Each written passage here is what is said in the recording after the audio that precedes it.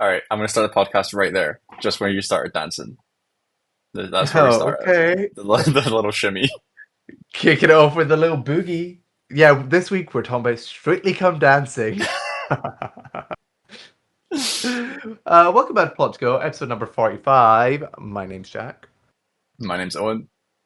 Jesus, that's a delay. And this week we're speaking about Bugonia, the latest from Yorgos Lanthimos. Um, a weird, freaky director with another weird, freaky movie. So get ready, people. We're also going to be talking a little about the Celebrity Traitors because we are recording this, and it will on Tuesday. It will come out on Wednesday, and the finale is on Thursday. So it's kind of a good It's not time to bad. maybe make some Yeah. predictions, talk about the season as a whole. hmm But before we get to any of that, some major news happened, and I need Owen's thoughts on it. Because apparently, as well, this is what the podcast became known for a little Oh, while, at least in our I social actually feed. wondered if that's where it was going. I was like, this is the only news that I know of. So, if anybody didn't hear, Doctor Who is ending its partnership with Disney Plus. Shocker. Um, Insane. And the way that they announced this was just via a random like blog post, and a few posts on social media. It was very silent, and it was very limited information as well. They've announced that Russell T Davies will write.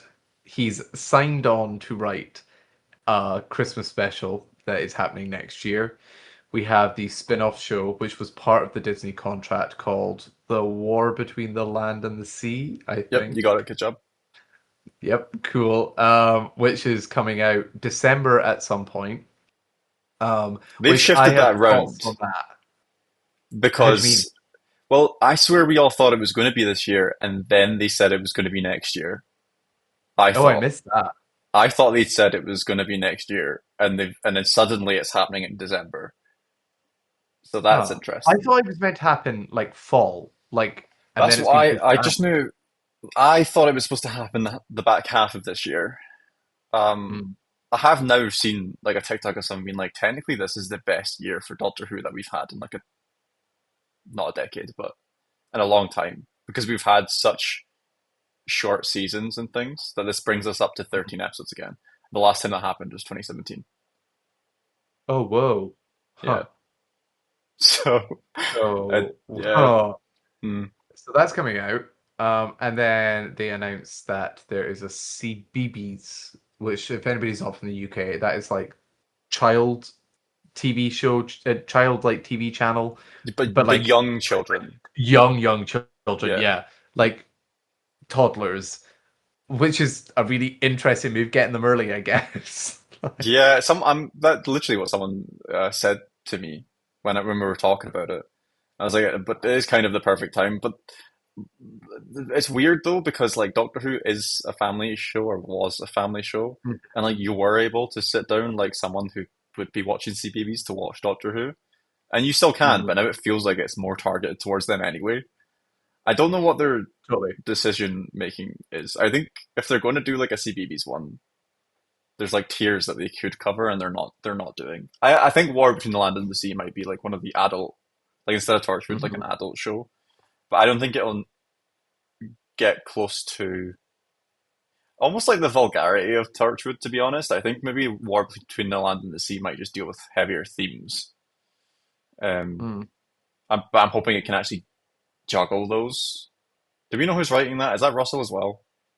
I don't know. I'm imagining so, but I actually don't know.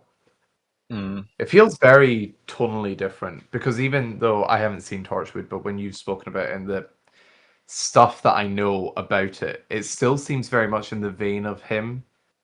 It's not a Yeah, departure of his writing. it's. I Like mean, you can draw a it's. line between his work. Yeah, yeah. The thing is with Torchwood though, he covers so many um I don't know different areas of just Russell, Mm. especially quality wise as well. And actually, a lot of the first couple seasons of Torchwood are written by Chris Chibnall. Shockingly, Oh yeah, yeah, yeah. it's weird, just weird to think Um, about. And I don't know if you've seen this extra piece of information because I informed you about all that shit surprisingly, but they apparently have broken up because of the lackluster numbers, but also apparently because they weren't interested in the politics that Doctor Who was uh like kind of What? writing, like the What? yeah. I need to read Oh, it is into this more Disney. because I don't want to like spread shit.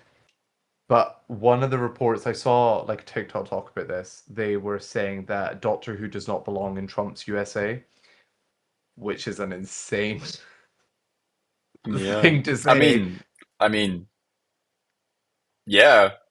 I know. Uh, Yeah.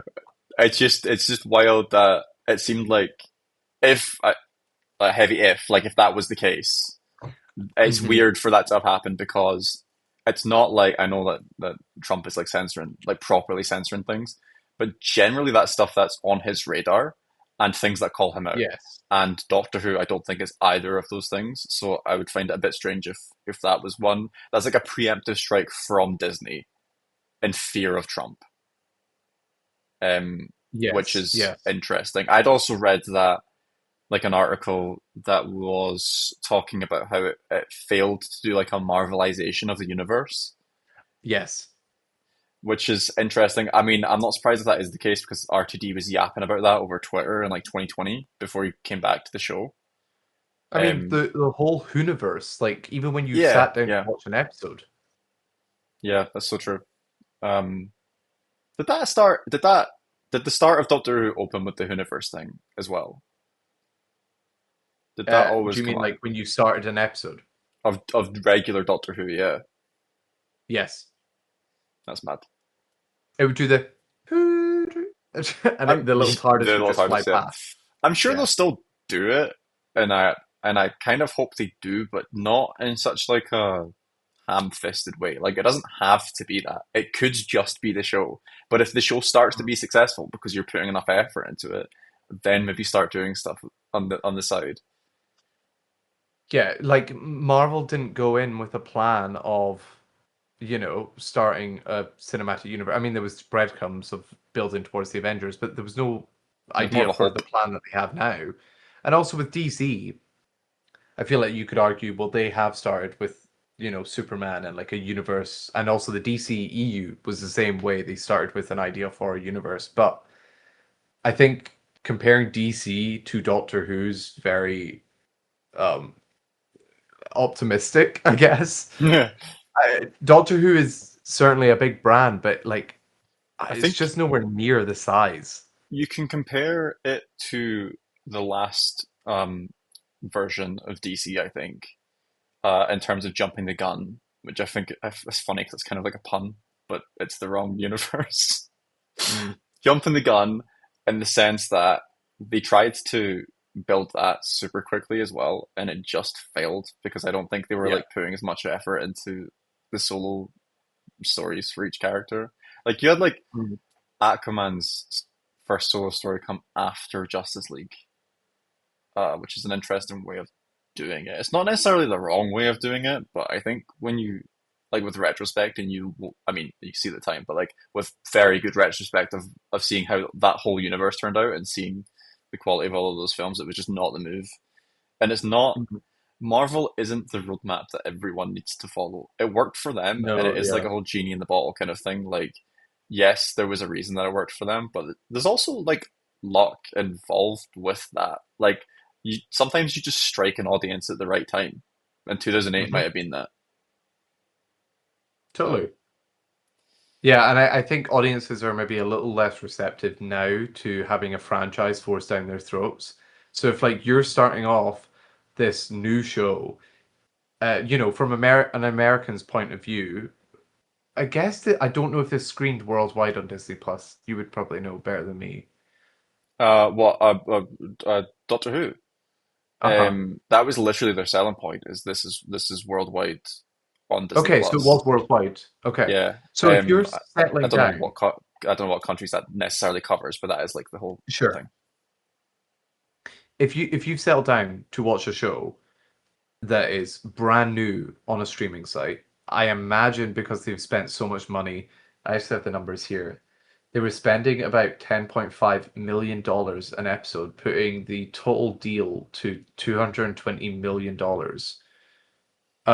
If you're spending that much on a show, you're probably going to put it in front of people so that they go watch it. If you sit down to watch it and suddenly it has a Marvel-esque logo at the start, which will trigger in some people's minds, oh, do I need to have watched something else before this? What else do I need to watch to keep up with it? Because maybe they wouldn't, but then they get into No, I the get it. It show. literally says like universe. Like, yeah. um, but they get into it, and then suddenly, the character has been around before, so they maybe will end up thinking, "Oh, I do need to know stuff that's happened." And then Russell T Davies decided to write um, seasons which climaxed in like classic villains and having, if you really wanted the satisfaction, actually maybe it wasn't satisfaction with the way that he handled the characters, but if you really wanted satisfaction, you would need to know stuff about classic Who to appreciate it in this, new version of the show. I just think it was an absolute mess I as a show. don't, I mean, I've I mean, expressed it yeah, so many times, but yeah. I mean, we both have. like, Um, I don't think it's necessarily a bad thing to end the seasons with classic villains because that's all that his version of the show was before. But uh there's huh, obviously he knew the amount of episodes that he was going to have going into it. It was his choice to do that and then not have built them up in an interesting way, or a that's it. competent way. You've hit the nail on the head.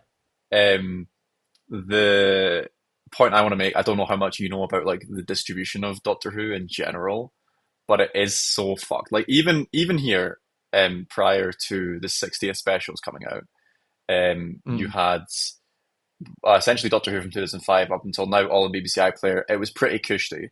But if you wanted to watch the classic show, you had to go and pay for it on BritBox. And then when the 60th specials happened, Russell somehow managed to get it on BBC iPlayer, so it was all nice, and you could watch everything that you wanted, and still can on BBC Yeah. iPlayer, which is really cool in the UK, and I think Northern Ireland, well, UK, Britain, Northern, whatever, UK and Ireland. Uh um, huh. but I'm just messing all the boundaries of all the countries now. I think the selling point is UK and Ireland for BBC iPlayer and the rest of the world for Disney Plus, but I'm not certain exactly what it is. Um, Yeah. and that wasn't necessarily the same for the rest of the world. So you had places like I think Australia and New Zealand had um, their versions of BBC would distribute their Doctor Who. I don't know how they got classic stuff. And then when Disney Okay. Plus came out, then that was covering like Australia and New Zealand and like Canada and all these places that had a place where Doctor Who was already distributed perfectly fine. So like Disney Plus would cover the Mm. rest of the world better, but these places that were kind of connected with the UK in some way were fine beforehand. And I don't know how well they had the classic era. So they now have the classic era somewhere. I don't know the like RTD stuff and Stephen and Chibnall all on like their version of whatever the BBC was. Then you have Disney Plus for the shoot era and stuff, and now it will be back to Oh, the BBC. So weird. now there is like a breakup of four things instead of Mm. what was two and then became three. So it is just an absolute clusterfuck of like how do you watch this show on all these different platforms? Do you just like in these places? Do you just need to buy physical media to enjoy this at this point? Yeah, totally. I didn't really even think about that. Like, with Disney not retaining it, will they retain the previous version so you have that little subset of Doctor Who living there? I would Um, imagine so. yeah, that's so strange. I It's do also want to that go sort of back to. thing. I'll go. It's also that sort of thing where I think even if they pulled it off the platform, they would still just hold on to those rights for like a decade or like 5 years or something, Oh, and then finally like they'd give it back to the BBC, and the BBC would finally be able to put it wherever they want. Like it's just stupid. Anyway, yeah. Um, I actually want to go back to that in a sec, like talking about where the show will go. However, I did find the quote. Um, Basically, there was a report by Deadline. Wow, how journalistic, the pair of us. There was a report by Deadline, um, after the news broke, where they were kind of breaking down why it failed. A lot of the reasons that we've spoken about, it didn't make a lot of money. The ratings were down. The ratings were down on Jodie Whittaker's last season. Like it was worse than that. Mm, Um, so they spoke to a few like people, like I don't actually know, industry sources. That's how they're referring to them, about why they think that the show was cancelled.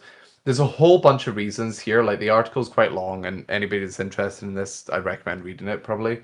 But some people saying that the lack of episodes made it unclear like who he was and who his companions were, stuff that we were saying when we were reviewing it. Somebody also said that like Chuti didn't fully embrace the role.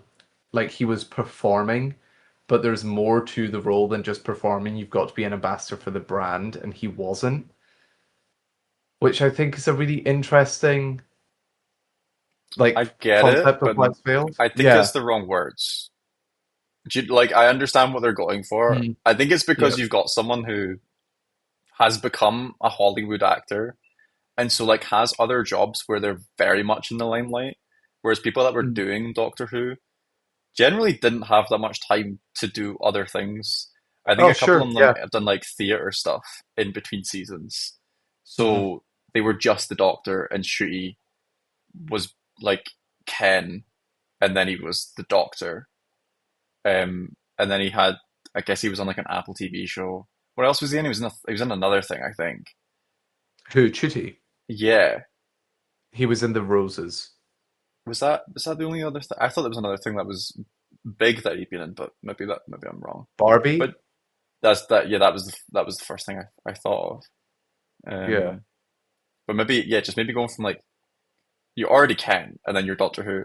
Maybe people just maybe that's what they're getting at. There's like he's already in the forefront, like the public eye. However, I do kind of understand where they're coming from the point of view of somebody who didn't watch Jodie's seasons when they aired. I've seen them now. Don't worry, guys. Don't worry. They're great. Huh? Um, oh no. Um, I knew that she was like a big, like she took on the role and was very like happy to have that role, and she was outspoken and stuff. Like that managed to catch me as somebody who wasn't invested in the show at the time. So Hmm. I don't know. I think there's an element of something Truth there. in it? I Yeah, agree. maybe. It's maybe not the right Choice phrasing of and stuff. words. Yeah, there's a few other stuff. I mean, Disney seem to not be like happy with this at all. They've not said anything about it. They're just being like, yes, what the BBC says. However, here is the statement. I finally got to. Um, another well-placed industry source says Doctor Who became too woke for Trump's USA, and this was a factor in Disney's minds when it came to a renewal. Under writer Davies, the series had cast transgender actress Yasmin Finney, featured drag queen Jinx Monsoon as a villain, and played host to a historic gay kiss between Gatwa and Jonathan Groff, some of which drew complaints from BBC viewers. Disney is incredibly unlikely to ever admit that politics were a factor in Doctor Who's cancellation, but Jimmy Kimmel's brief suspension was revealing of the company's desire to minimize MAGA wrath. With Davies yet to commit to showrunning future seasons, it's possible that Doctor Who could have dialed down diversity under a Disney renewal, but the fact remains that celebrating difference has always been a part of the show's DNA. I would love to sit here and say that that is like a baseless accusation and that people are stupid and a show being diverse doesn't mean that it's shooting people off to a show. But to be honest, with the world that we're living in, I don't. I could I see wouldn't that be being a su- possibility, I, which. yeah, I wouldn't be surprised if that were the case. I don't I don't know how much I subscribe to the reason for that being pulled off, Mhm. without more information. But I mean, for sure, like Russell came out with like large swings in the Star Beast, and it was his first episode back.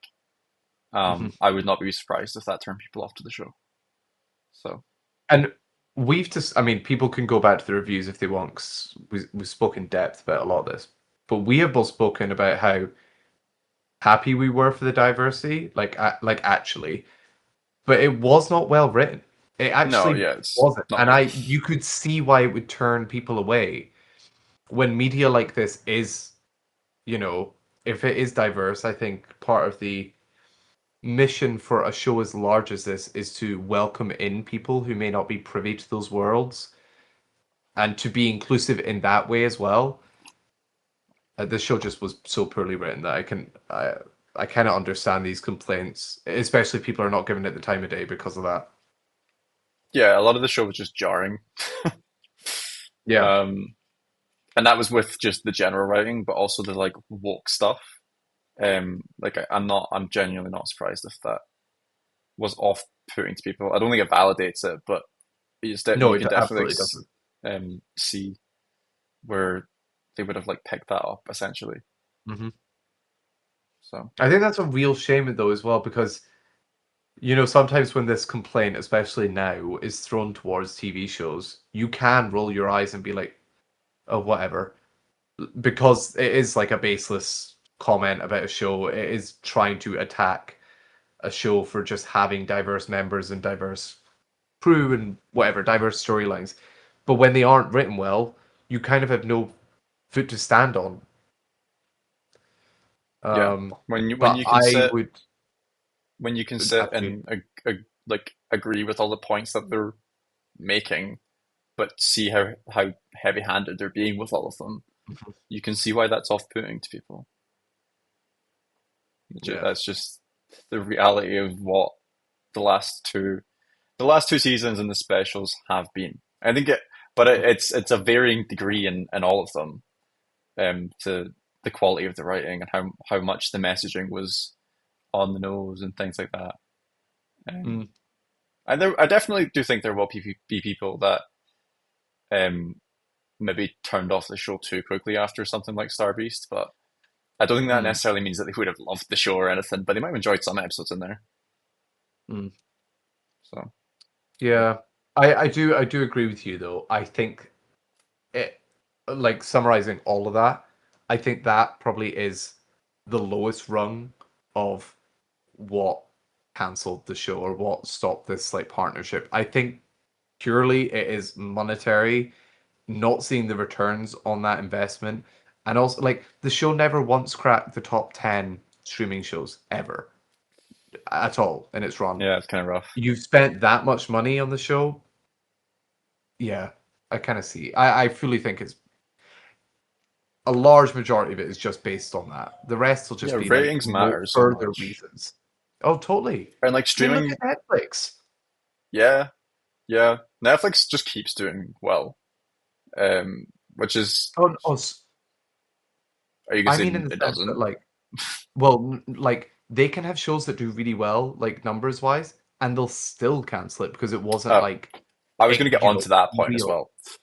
Oh. Um, just I was gonna say Netflix is somehow still doing really well. With like K-pop Demon Hunters and things like that. Mm, It's crazy that Netflix is able to be up there with like Amazon and Apple and things like that. In this day and age, they've done really well for themselves. mm, But the point you're making of things getting cancelled, even when they do well, it is weird. I do think we live in a time where, like, specifically for streaming, where everything's just a bit tentative and yeah. they're kind of ready to just pull stuff really quickly. And so for Doctor Who to be in there and then also not performing well, like the Mhm. writing was on the wall a bit. I admittedly had hope that Disney wouldn't just kind of go like, that's it after two seasons, but hey. I do think we are in this weird spot where, you know, I would say when we were kids, you would just expect another season of a show. Like you wouldn't. Maybe it was because we were kids and we weren't aware of this stuff.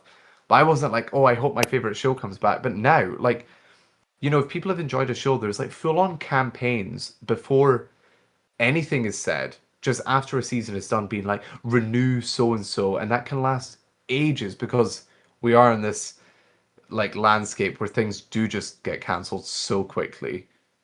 I think that's because we It's weird. lived through an era of streaming in the 2010s where something would be out for a day or two and suddenly it was greenlit. Mm. Um, and now we're in like the opposite end of the spectrum where we're just sitting around waiting. I mean, I know I enjoyed it, and you absolutely loved the show Adults on Disney Plus, which has now had a renewal, which is very cool. But there was a long Yay. time where it didn't. and we were all just sitting there like, you guys gonna do this? Are you gonna cancel this? Like, we just didn't know what was Mhm. happening. But that to me is a really strange example as well because you had like two members of that cast. I mean, kind of what happens with any TV show that has a little bit popularity now is they all become celebrities.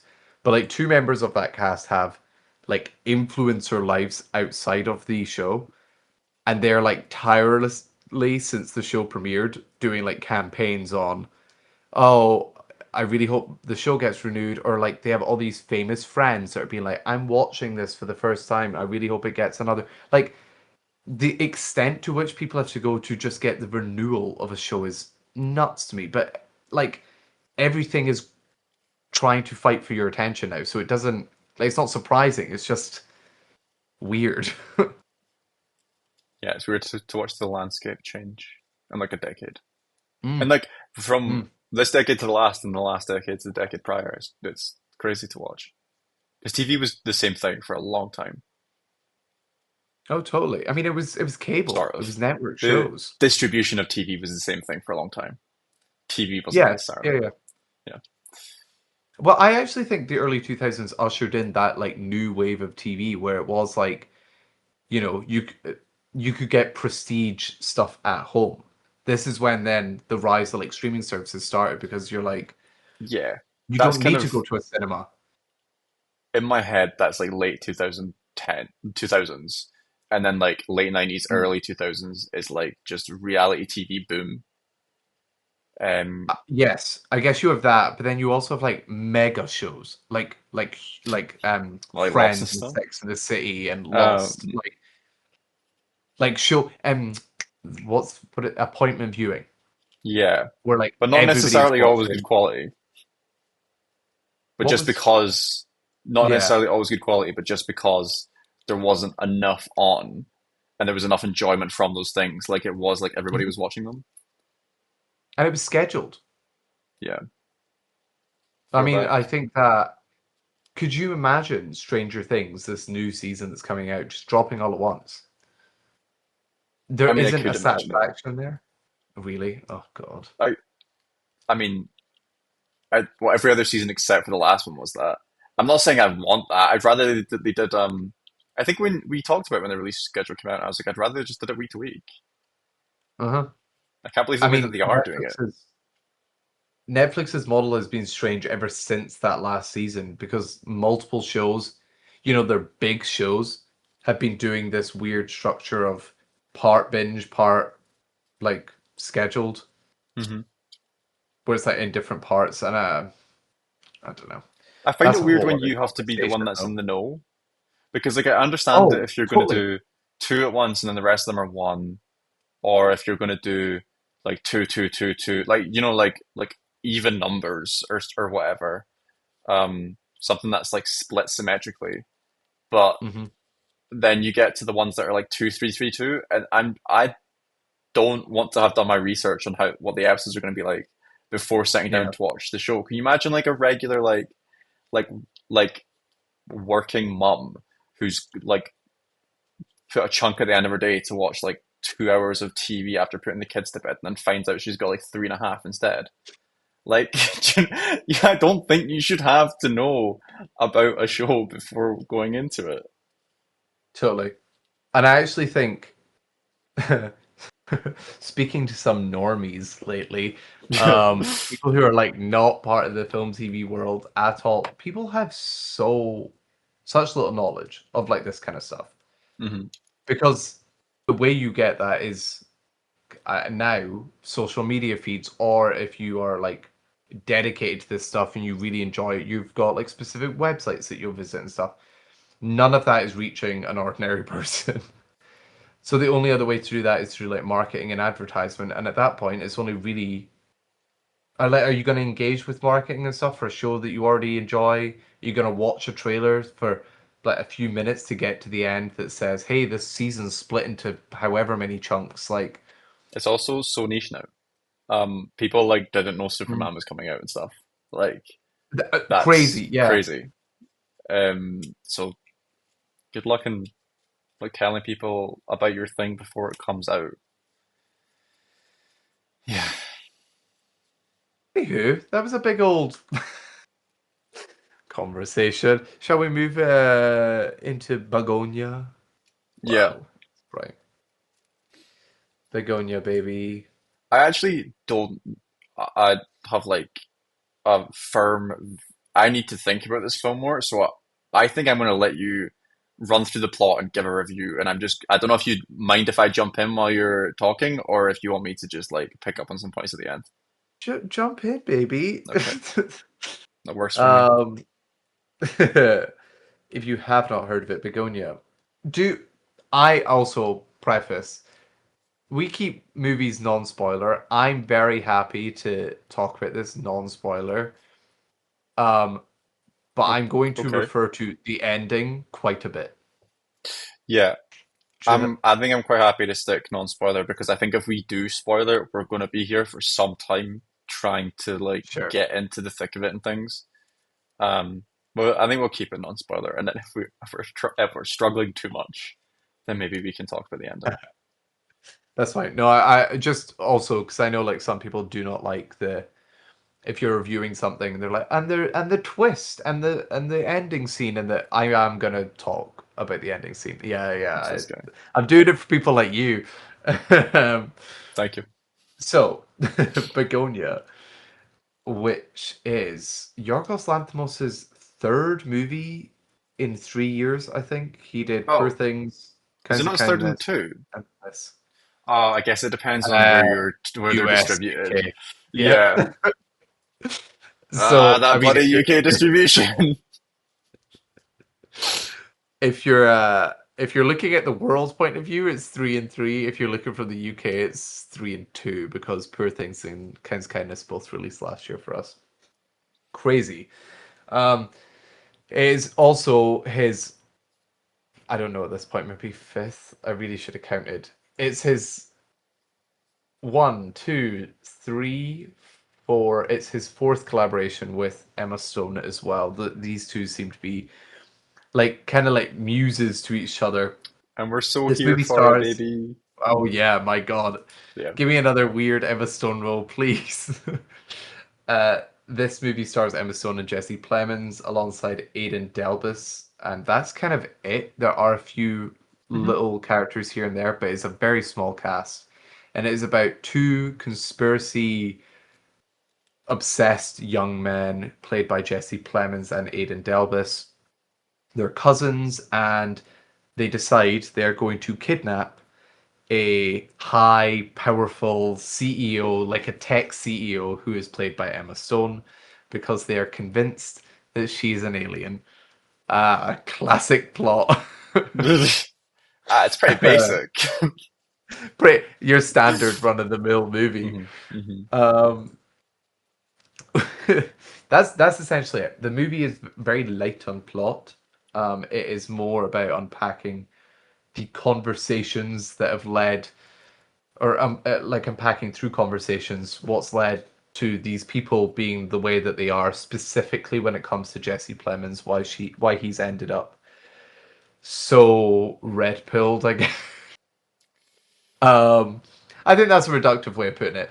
Well, Um, I I kind mean, of is it like he?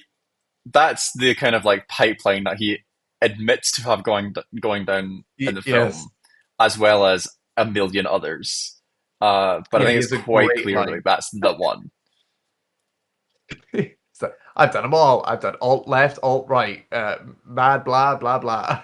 Far It's like right, he's escaped. far right, light right. I think you said, and I'd never heard of light right, or it was something along those lines. And I was like, even I don't know what the fuck that term means. As the big Um, alt right person as the yourself, big you don't alt even right know. person I am, I think I'm aware of like factions of politics and things, and I'd never I mean, heard who that is it before. now? And there was aside from alt left, there was another one on the left that you'd mentioned. I can't remember. I think it was Mm. Marxism or something. Oh, it Um, was. yeah. You're right. Um, I guess that's a great place to start. Is this movie? If you are interested in performance and people operating at the highest level possible, I fear this is a must watch. I'm really hoping that these two, specifically Jesse Plemons and Emma Stone, get some love when it comes to award season. But the movie is really weird that I don't know if they will. But as far as I'm concerned, I think they're two of the best performances I've seen this year. They're absolutely phenomenal in this. I actually find it hard to even go, but especially Jesse Plemons or especially Emma Stone, because I think they're just so fantastic in this in their own rights. Jesse Plemons manages to encapsulate like the frenetic anxiety that is like riddling this man, but also like the composure as well that he's like affronting to make sure he like presents himself to the world correctly. Uh, as the movie goes on, he becomes more and more chaotic and stressed and Yeah, yeah, yeah. erratic, um, to the point that I think you feel it yourself. The movie Hmm. rises; it's always like rising in tension really towards the end. But whenever you cut to him, he's like riding a bike a lot during the movie.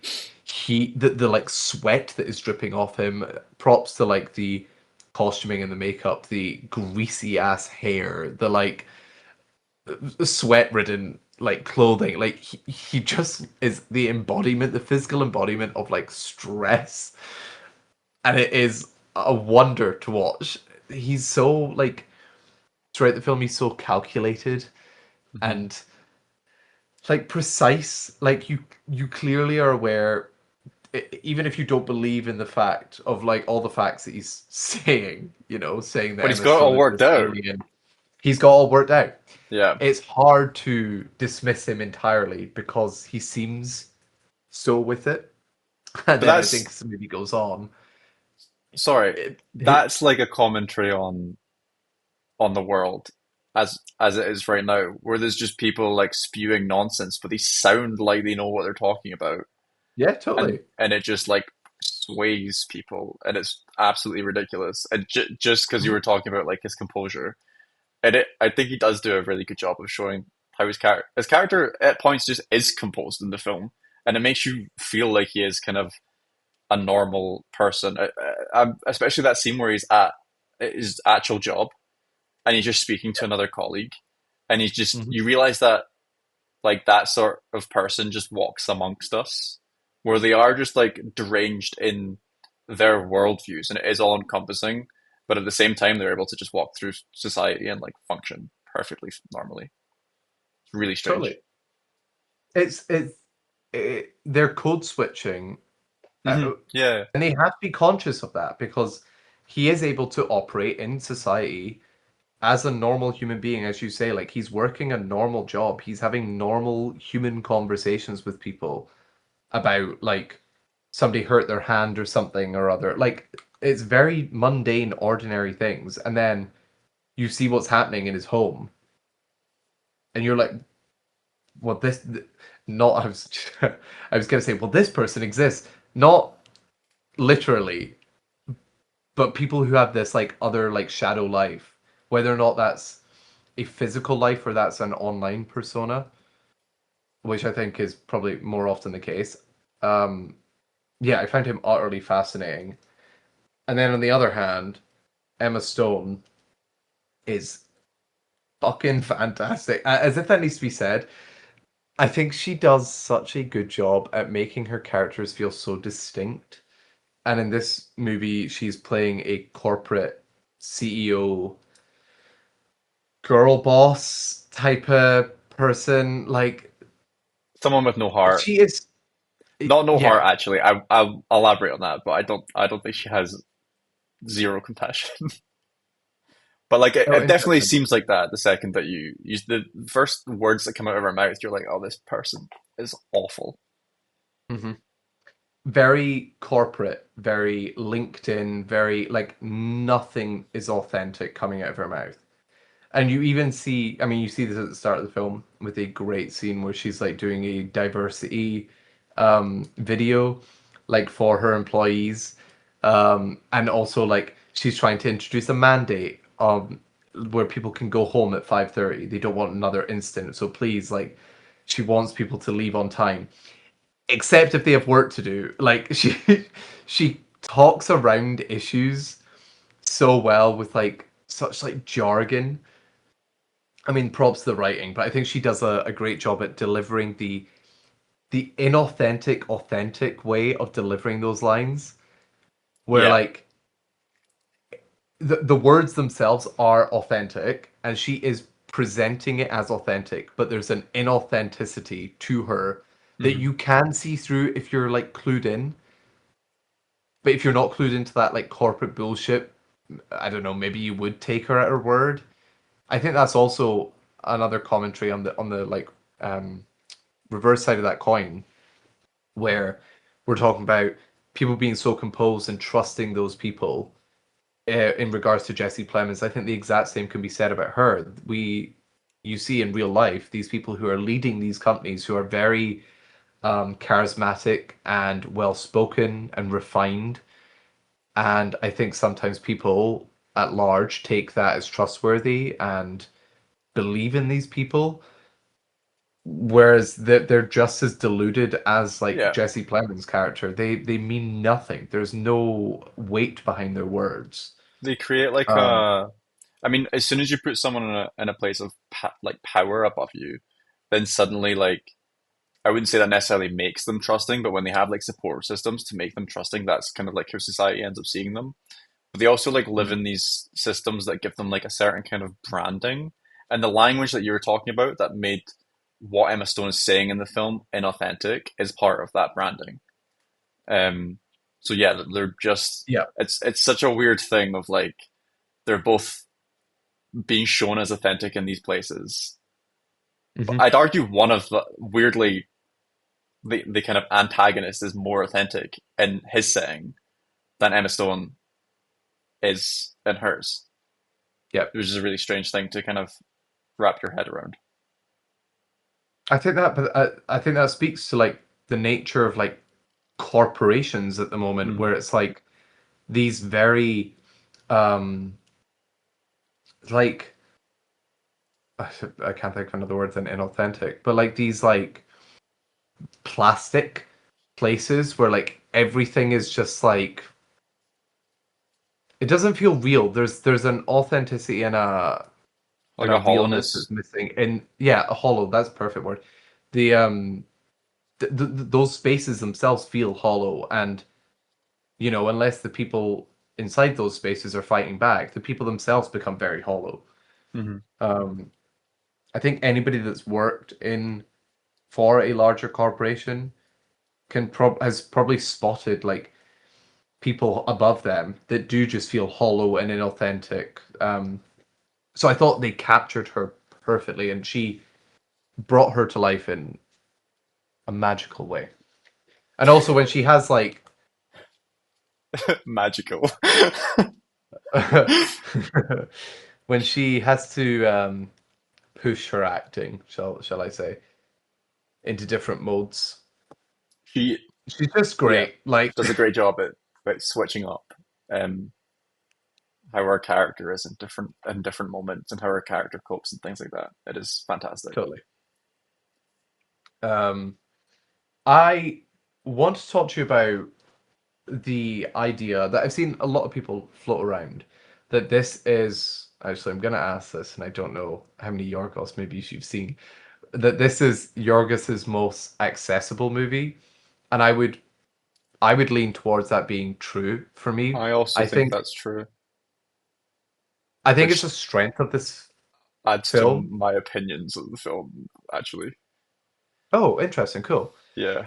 I think it's a strength of this movie is that for a large portion of this film, I would say it's like the majority of the movie, it is so restrained and it is just hyper focused and dialed in on essentially these two people having conversations. His cousin is there, but I think his cousin is there more as uh commentary. Well, he's also a well-defined character in his own, but it's not, he's silenced in the movie. Hmm. He's not allowed to speak a lot. Like his purpose is served in different ways.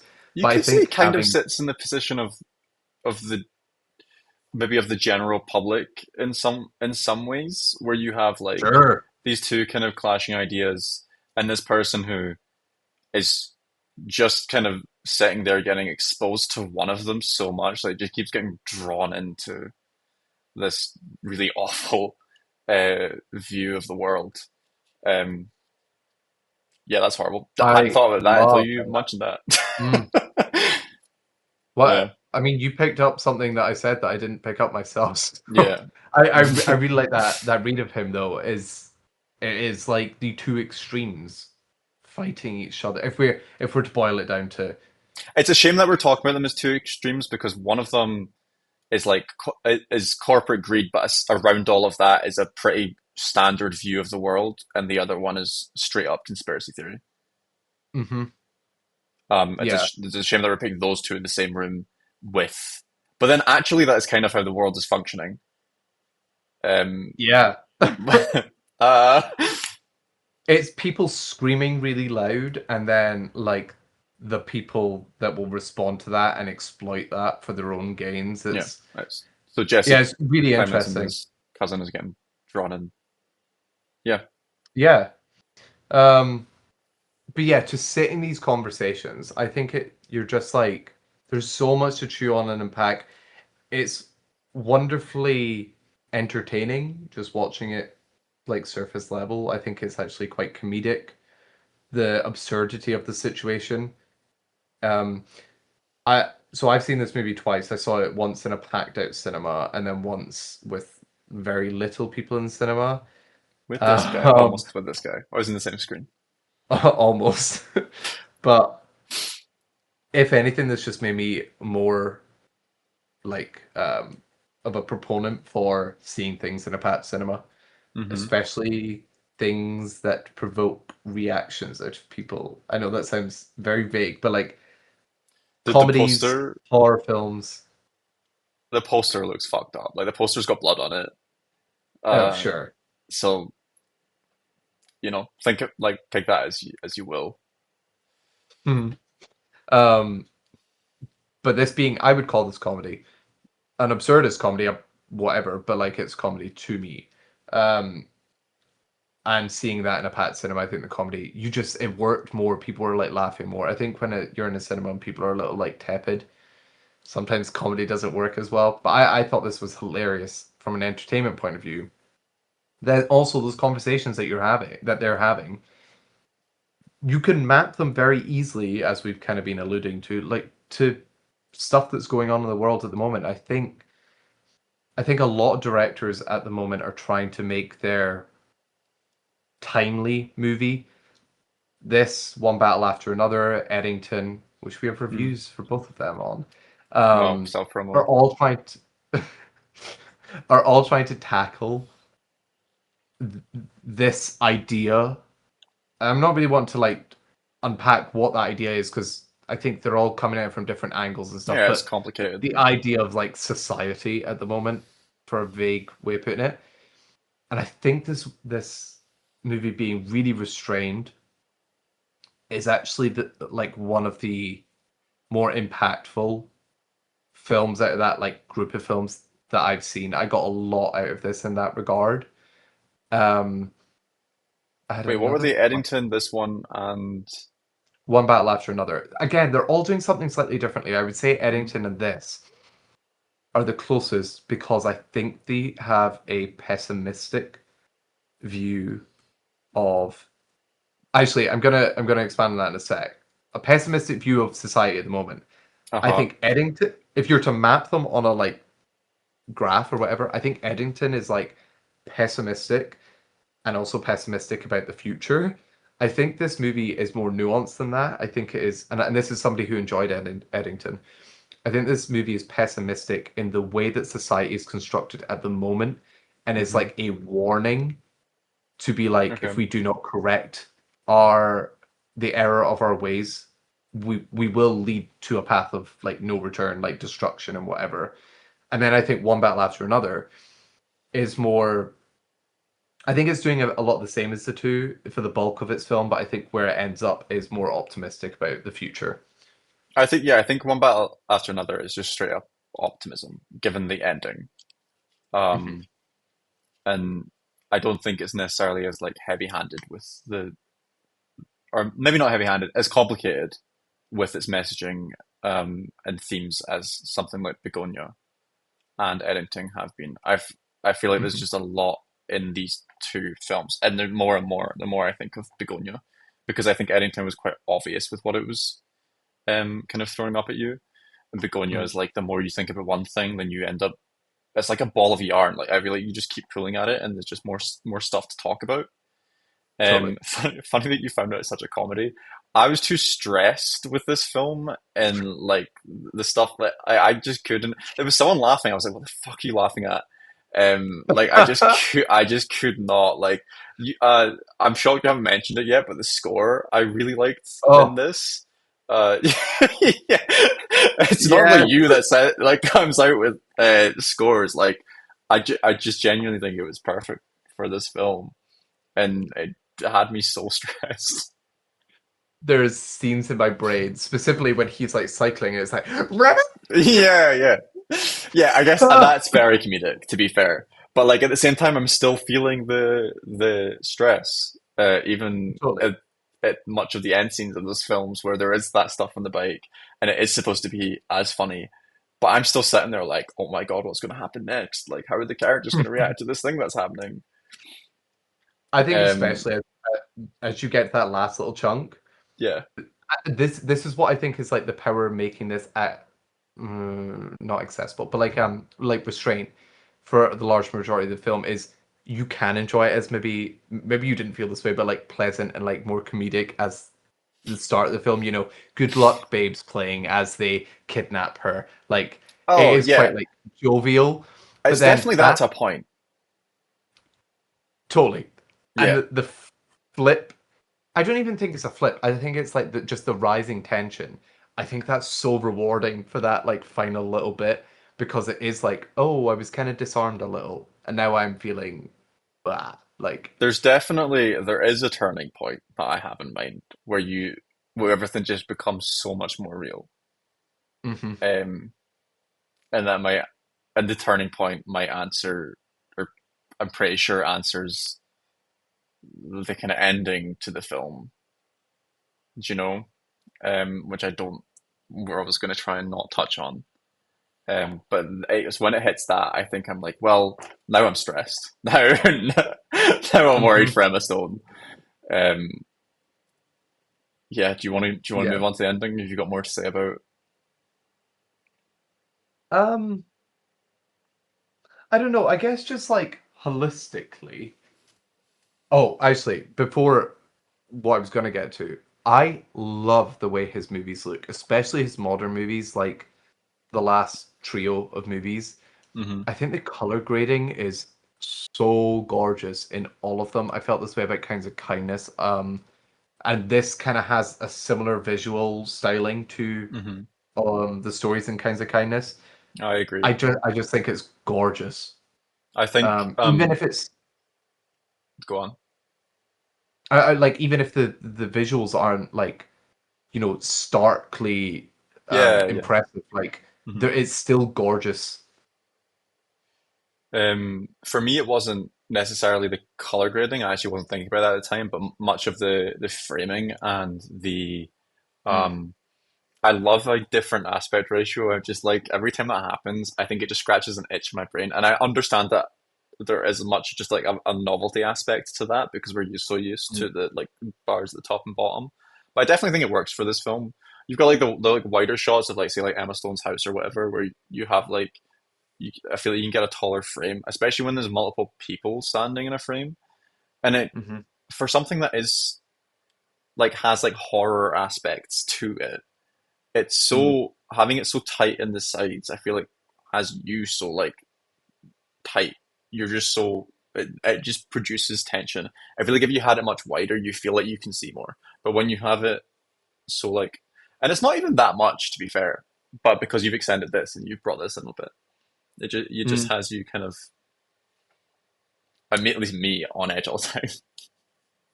Yeah, no, totally. I think yeah, his collaborators. I think they've I've read found your something that reviews. really works. You've read my You also, reviews. yeah, you also mentioned close-ups, uh, and I think in terms of talking about the aspect ratio. that lends itself to doing stuff like that. Yeah, totally. Just as an added extra. Totally, totally, totally. Um, I do in away from the ending, I just love the added layers of like metaphorical stuff that he adds to this. It's not subtle, but You mean in the the bees? idea of like bees and the worker bees and the queen bee. I think in my head, it is a really smart way to start this movie and also to like center the marketing around it and stuff because already you are thinking about the dynamic between worker bees and a queen bee, and immediately the setup is working class people and a rich CEO. And I think you have preconceived notions probably about that dynamic and also where the film is probably going to head. And I think the way that they not necessarily subvert that, but unpack that and make it more like color in that dynamic a little bit more is so fascinating to me. I think he does such a wonderful job at the social commentary aspect of this movie. I think it would be very easy to paint Jesse Plemons' character as a psycho, Hmm. for lack of a better word. But I think the movie is so intelligent in the way that it makes him a, smart, competent person, but also deeply sympathetic. I don't think you can watch this movie and not have a degree of sympathy towards what he went through and why he is the way he is. Um, and I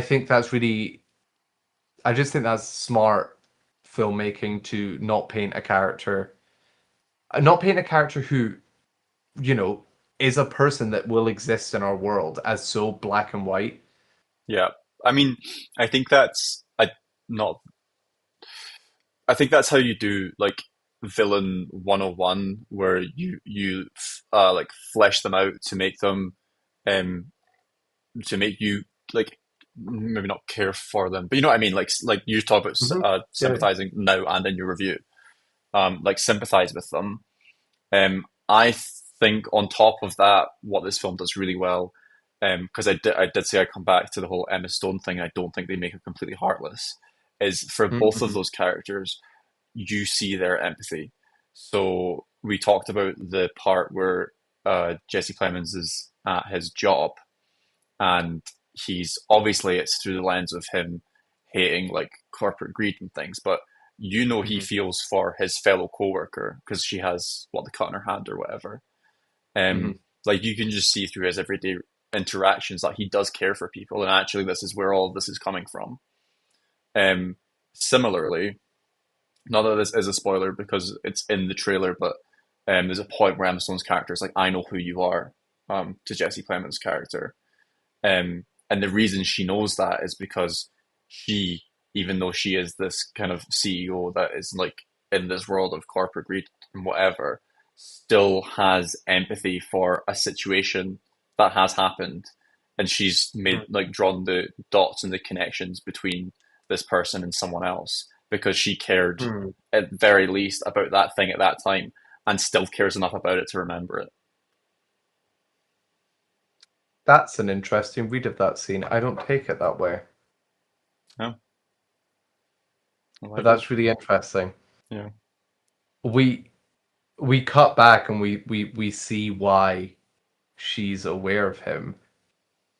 And again, I thought that was a really interesting scene of her like performative nature and only thinking about the business and the optics of that. I don't think that she cared really about the situation. I think that she do- did at the very least, but plays it up in that interaction. Because she specifically because of the words that she uses, and I don't want to talk about them. But she says a couple of things that makes it sound like she's feels so sorry about it or whatever. I don't think it's necessarily that deep, but I don't think it's just stone cold. She doesn't care. Hmm, that's really interesting. I I don't know if I agree with that. I think that there's probably an element, like a small element, because of the like she says something where she realizes the situation that they've been living in, and she goes like, "Oh, I've realized the error of my ways. I see where you are and kind of stuff," and that leads her to say something else. But then I think her actions, I don't know. That's interesting. I definitely don't believe that she cares when she's talking about their living situation. I don't think she gives a fuck in that instance. But Um, that's right. That like line of dialogue follows up. That follows up what she says. I know who you are. it does, yeah. But I think I I think she's telling the truth, but inflating it. So Yeah, of there's course. I'm so confused as to what moment then made you think she's interesting. yeah. Okay.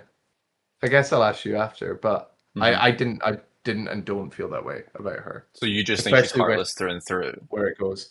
No, I think that's painting someone black and white. I just don't think the film is necessarily interested in her character in that way because Hmm. she's in a ridiculous situation and you would try and get out of that situation no matter what. So I think her everything is elevated with her. I don't Hmm. think we are able to understand her past the point of she is doing everything she can to get out of this situation and that's it. I think my thinking was more, she makes the connection with this other character, and that's how she figures out who Mm. Jesse Plemons is. But there were, I think, at least dozens, but probably far more people that were affected in a similar way. And I reckon, based on like the quality of the business that she's doing, probably just hundreds. I would. It's the fact that she remembers that makes me think that there's something there. I understand where you're coming from. I think where the ending goes, that I don't think that necessarily supports that. And I also think if a company did do something like this and it did affect people, you would know their names. You would. Like, because she would have been trained to go, she would have had to speak Mm, with each member. I really think it is because mm, I think that she has a I know this scene you're talking about now. She has yeah. a facial reaction in that scene that makes me think the opposite, where Okay. um she's the the thing that happens. Sorry, talking around this. Um, you would expect a look of empathy or something on Emma Stone's character, and to me, it's more a look of right, Mm, like oh, I see what's happening. Oh, I understand this now. Because at that point, I've not really thought about this, but at that point, you could view that she thinks she has been kidnapped by these people because of what happened to Jesse Plemons, not because he thinks she's an alien.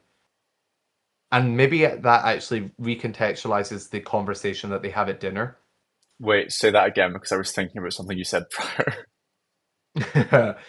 Yeah, in this scene, she has a look on her face that I think it means that she's not being like That was the bit I was hung caring. up on. You're talking about when she So, discovers the thing, not when she's having the conversation with them. uh, I spoke about both. So, yes to that look. So she has a look in her face that I think says the opposite. But then I haven't thought about this until now. The conversation that she ends up having, she then uses what her knowledge to try play him. Hmm. And I wonder if it's because at that point she thinks they've kidnapped me because of what happened to Jesse Plemons' character, not because they think I'm an alien. And that's why she shifts a bit. It's nothing I to do with.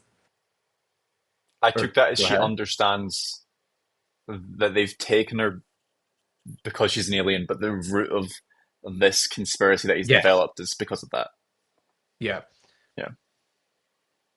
Interesting. I just think I, I read that scene differently. I think she is more like, oh no. And as you Mm, say, then she ends up thinking, well, this is why I've been kidnapped. But mm. I think that's the extent of it. I don't think she's a sympathetic character in I this.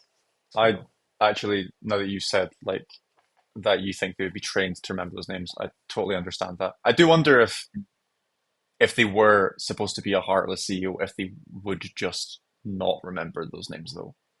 Mhm. If Yeah. they would get to the point where that would be forgotten a decade, almost two down the line. I actually don't remember what the timeline of the film is.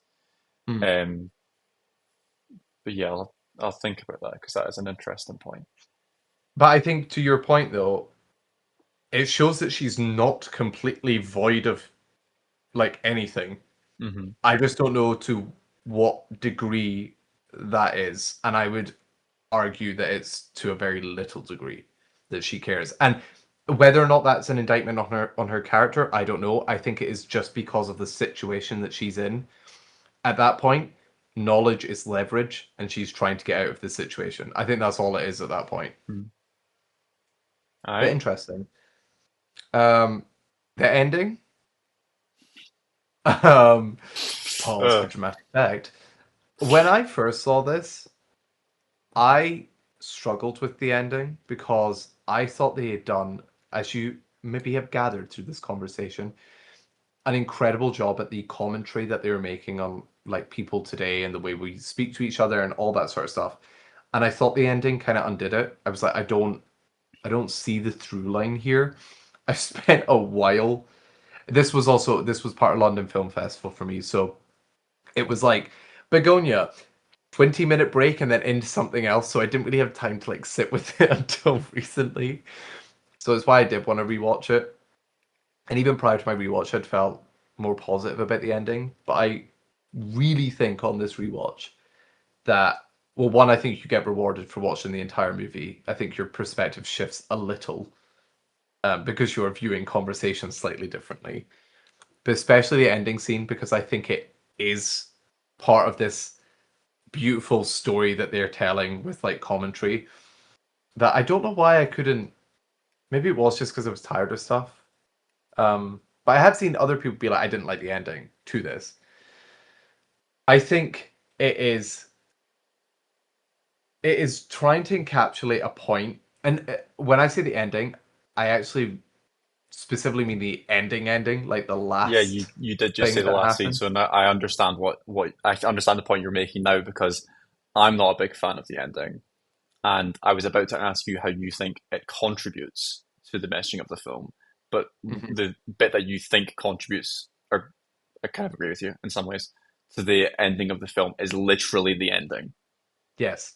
Okay, The I last follow. scene that you see, I think, well, the last scene and then the things that come prior because of how they Well, they set up the last influence scene. that scene. Yeah. Yeah. Um, but I think it is really hammering home this message that if we don't learn to communicate with people, people that we disagree with, people that might seem nuts, people that um, are false, people that are people that have been ostracized from society to the point that they're dismissed, we're going to destroy ourselves.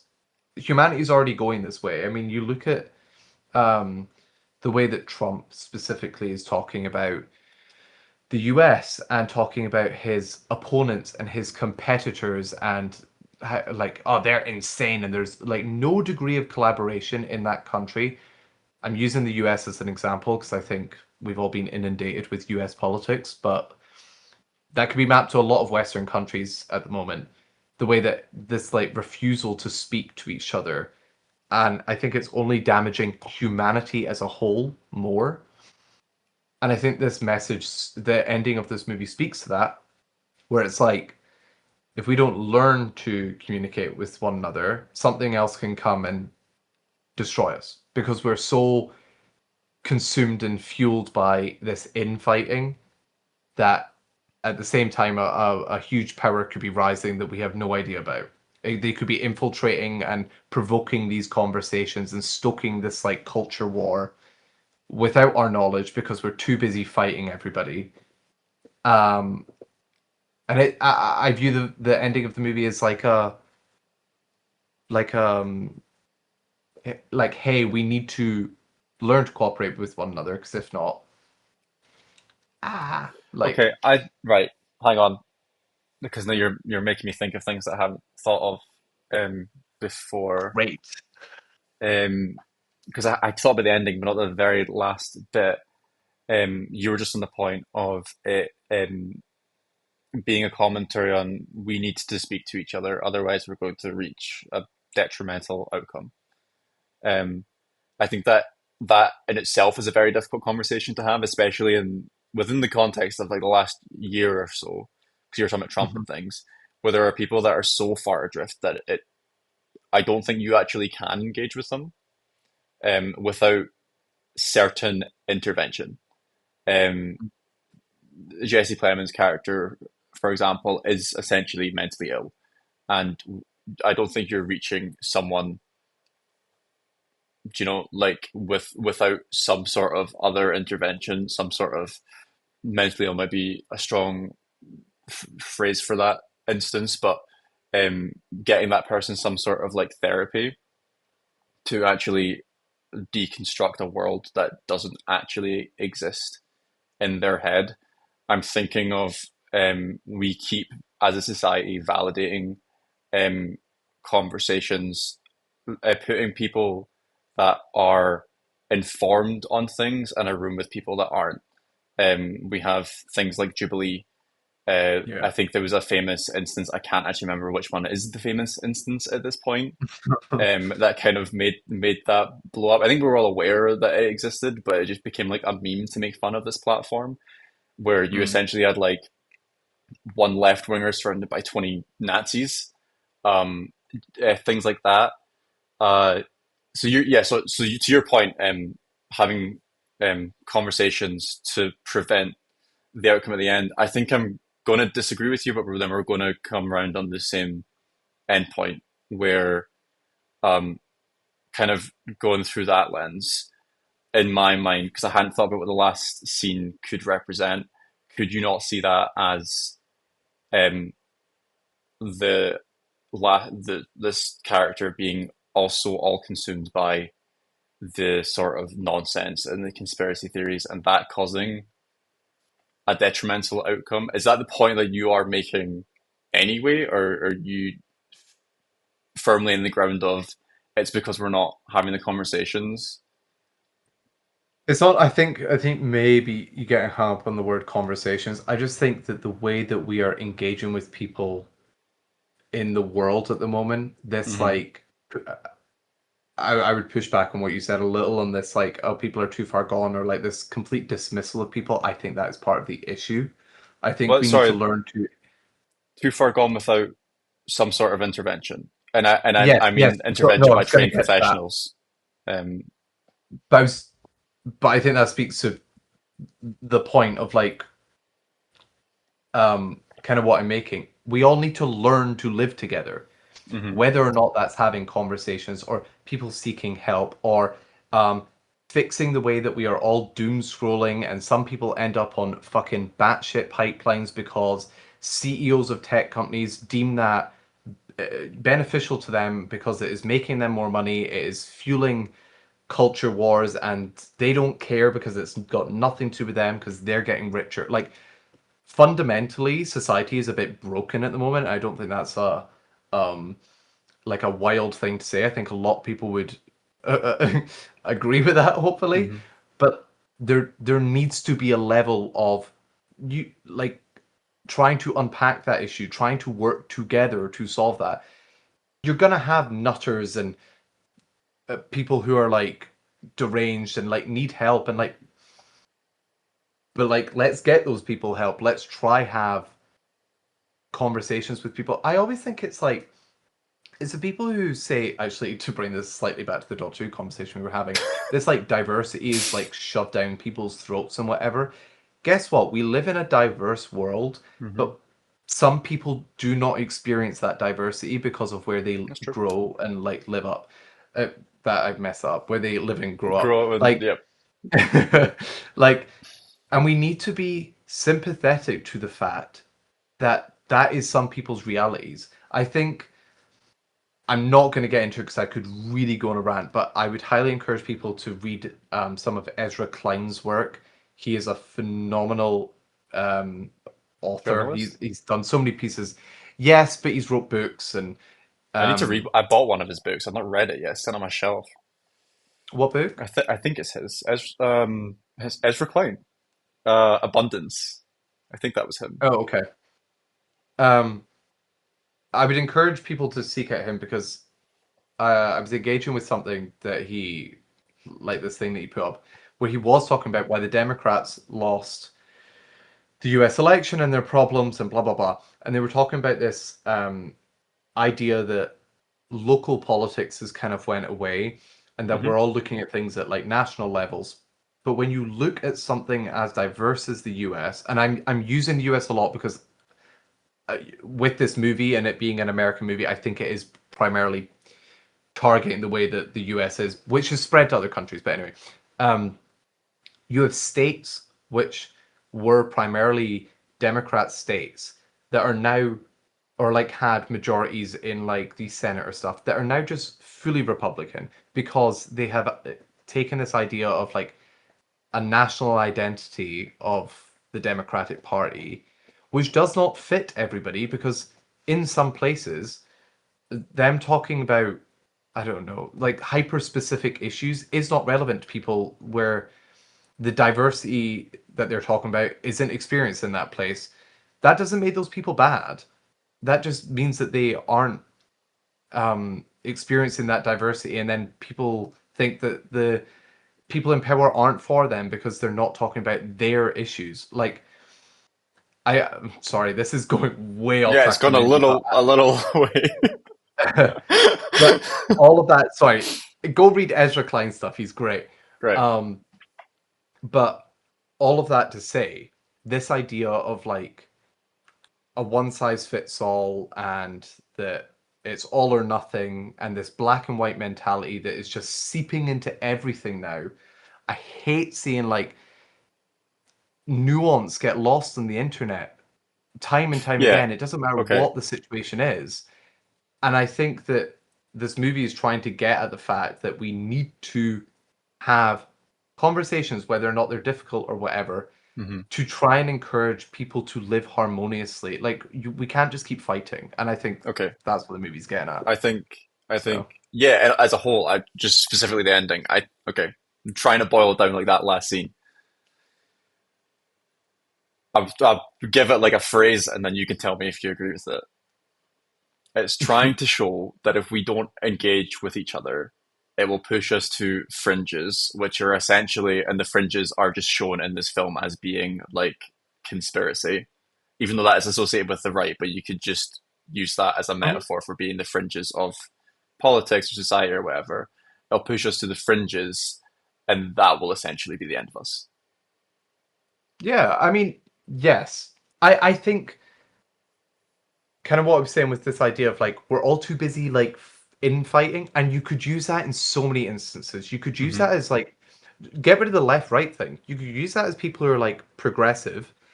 But then people are like, well, you're not progressive enough. And then like dismissing that person entirely. That's also like this infighting that gets people nowhere. I mean, it's a real problem Um, with us in the UK right now. I think with obviously you had the failure of your party. Um, and I'd say failure. I mean, it's still going, but like for all intents and purposes, I think people are checked out of that now. Green is doing really well, but there are still people out there saying, going, look, they don't like nuclear power, so I will never vote for them. Which uh-huh. I think, personally, I think is a really bizarre take. I also do not like that take of Greens, but for all intents and purposes, they are my party. Like they are the one that are like championing the viewpoints of the left. So I wouldn't take that one viewpoint and then completely dismiss them for it.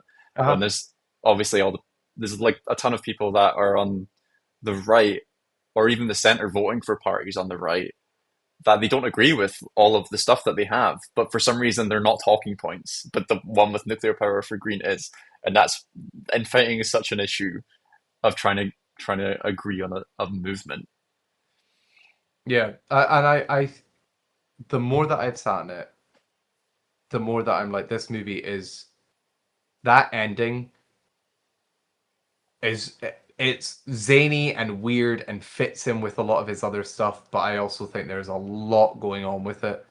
Um, And Yeah, I just adored it really. I still I sat there and hoped that he wasn't going to do that. Like I there were seeds, and because it's Yorgos, who is a very good and capable director, I didn't think he was going to necessarily go there, and then he did. So I found it really jarring. Um, Having had the conversation about the last scene, I don't mind it as much. Um, I will say it has me a little concerned because in the context of what we're actually talking about, people take things at face value, and there are people that aren't so media literate that I actually found the film kind of dangerous given its ending. You have essentially like people that would believe conspiracy theories like this that could take this film and reach the ending and have been like, well, Jesse Plemons was right because they aren't able to drill into the film and peel it apart in the way that it should be. Oh, there's Apple doing its thing. I'm not upvoting the ending, not yet. So it just has me a little concerned. And the most subtle way that we see that now is people that are trying to be edgy. Or I'm pretty sure there's some people that believe that are red pilled that take characters like Christian Bale's character in American Psycho and the Joker and things and like idolize them and like films like Fight Club and things. I don't think it's too far to go to think about conspiracy theorists and people that are Mhm. so far gone unless you get help or get them help that they would take a film like this and kind of get the wrong messaging from it. So you've spoiled the ending, which is absolutely fine. What did I say to spoil it? Inadvertently. I'm so sorry. Uh, no, no, no, which is fine because I feel like if you're this deep in, you probably have saw it, or if not, it was subtle enough. But I am going to repeat what Owen said. So just in case, I would just skip maybe like 2 minutes because I think you'll be fine. Okay. Jesse Plemons is right. That's so by nature of knowing what the movie is, you know that where this movie ends up. I think, yeah, I think this is still like genius storytelling though, because those people might be right some of the time. I think that's the point that's trying to be made is that he's doolally crazy. Like he's nobody's listening to him. He has been ostracized out of society because of the way that society has treated him. He's like fell into these pipelines. Society's been constructed in a way that has made him the person that he is. And I think he himself is shut off society, but I think that's in part because society has shut him out. Uh huh.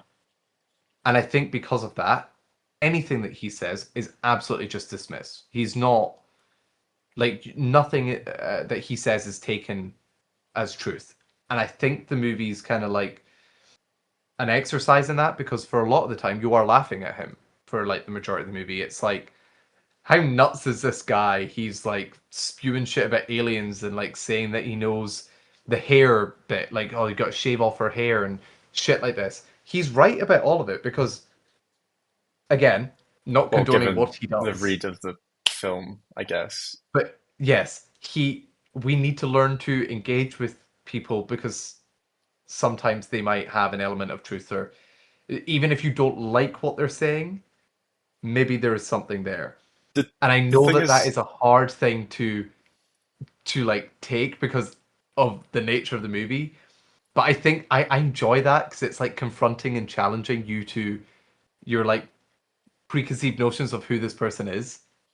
the thing is though, the thing with the hair, I think the point that I'm making is the this film, as I take it, is that because we're in the spoiler section, I guess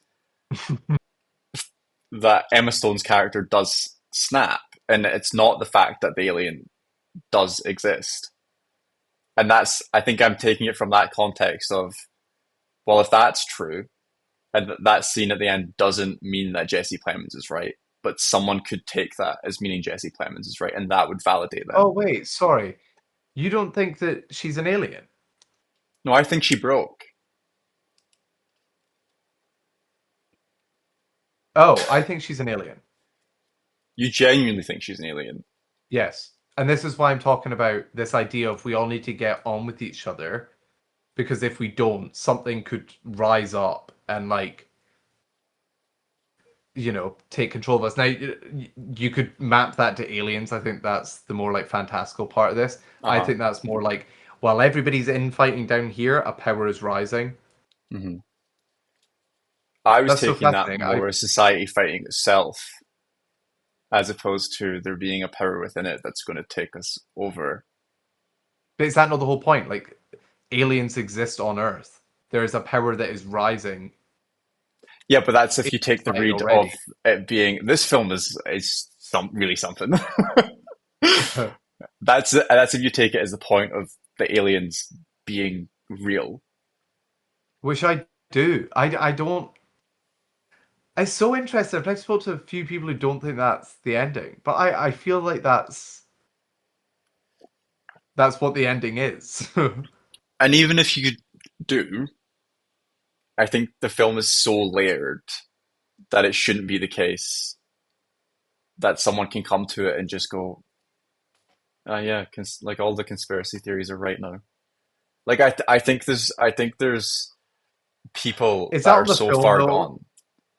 I, yes and no. It's a question that I've been asking myself because should you restrict yourself from making art that then would confuse people? I wonder if because it's a conversation that Jesus Christ, you're making me think of things. It's the film is having a conversation which it itself is then involved in, whereas it's Yeah. not something that is looking back in time. So whatever the outcome is of the world, like decades down the line, whether it gets worse or better in terms of these conspiracy theories. Say it was to get better, and we somehow solved the problem of the internet confusing people with just masses of information and disinformation and misinformation. Then this becomes a commentary on that time. But this film being in the time that it's made makes it part of the conversation, and I think that's what I'm trying to grapple my Mm. head with. Does that make sense? Yeah, no, no, totally. Yeah. But Um, I think that's the added benefit of this being so restrained for as long as it is, because it does give you time to think. You would hope. I Yeah, think this is on the that's my pure. point. Is like there's people that are so far gone that I'm just worried it becomes fuel. I do you truly believe that though? That people are just far gone. They're like, that's it. I yeah, but not so far gone that they can never ever have help, but so far gone that that help is so it has to be so gradual, but also so directed. So if this film was to just end up on their lap or they were to discover it, then that's just fuel for them. You know, like they wouldn't get Yeah, themselves out of it. Someone else has to come along and help. Like people are so far gone that someone else has to come along and get them out of it. Is my point. Someone ends up in a hole and you need to be the ladder. interesting. I don't know if I fully agree with that. I think that's like sometimes the strength of filmmaking as a medium is that it can open people's minds up to things. And a movie like this could help somebody engage with it It could on a help deeper someone, level. but I don't think it would just help everyone. But also, if I'm to argue what you're arguing, I think people then would maybe just watch this as a haha, she was an alien. Like I don't like you're not going to think deeper about oh the conspiracy theories are all right because it is such a made up conspiracy theory anyway. It's not got any base in our like world. I don't I think at that point you're underestimating like the people that do believe in this stuff,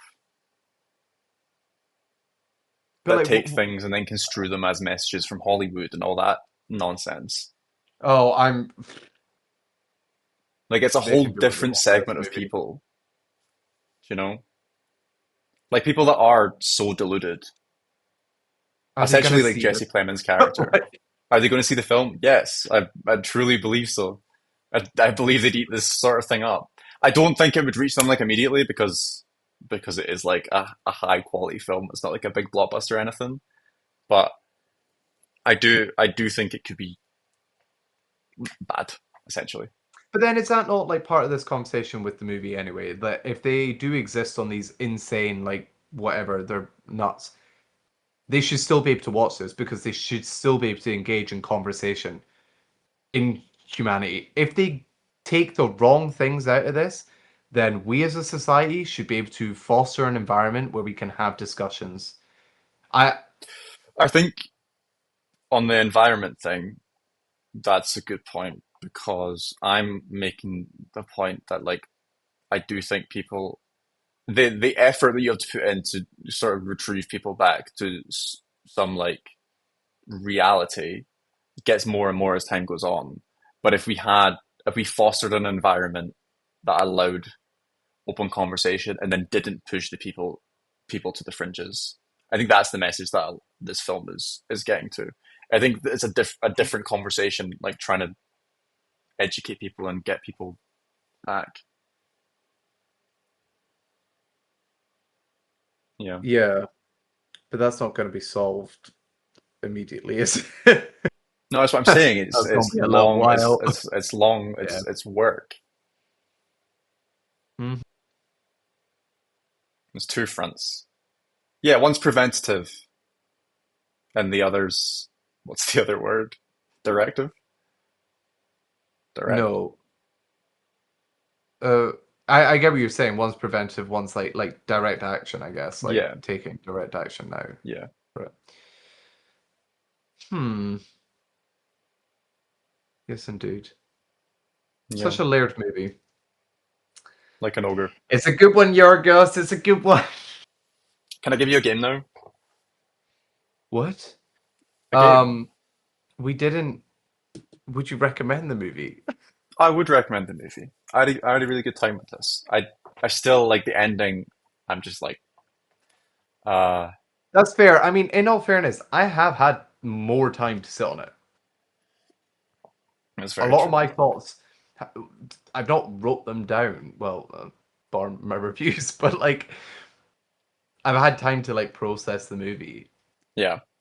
Because if I had done this, I think the 2 days after I'd seen it, I think I'd have a completely different opinion on how I felt about the ending and stuff. So What is interesting though is we still have read the film differently.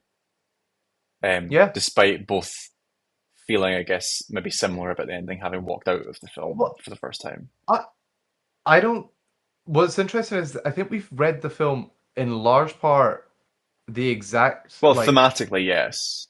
yes, Um, but it's like the literal sense of the ending. yeah, yes, the content of the film, I suppose. But I would encourage you to rewatch it I mean, I'm not because going to I not felt rewatch it. firmly, It'll be ridiculous, Jack. I just don't know when that would be. um, yeah, because I feel firmly about how I feel. I also feel firmly with like his sensibilities as a filmmaker. I think that kind of speaks more volumes to me of like why the ending is the way it is in context of his other work. Yep. And I'm glad you like this because I know, despite me writing a whole fucking essay on it and loving Kinds of Kindness, I know you are not a fan.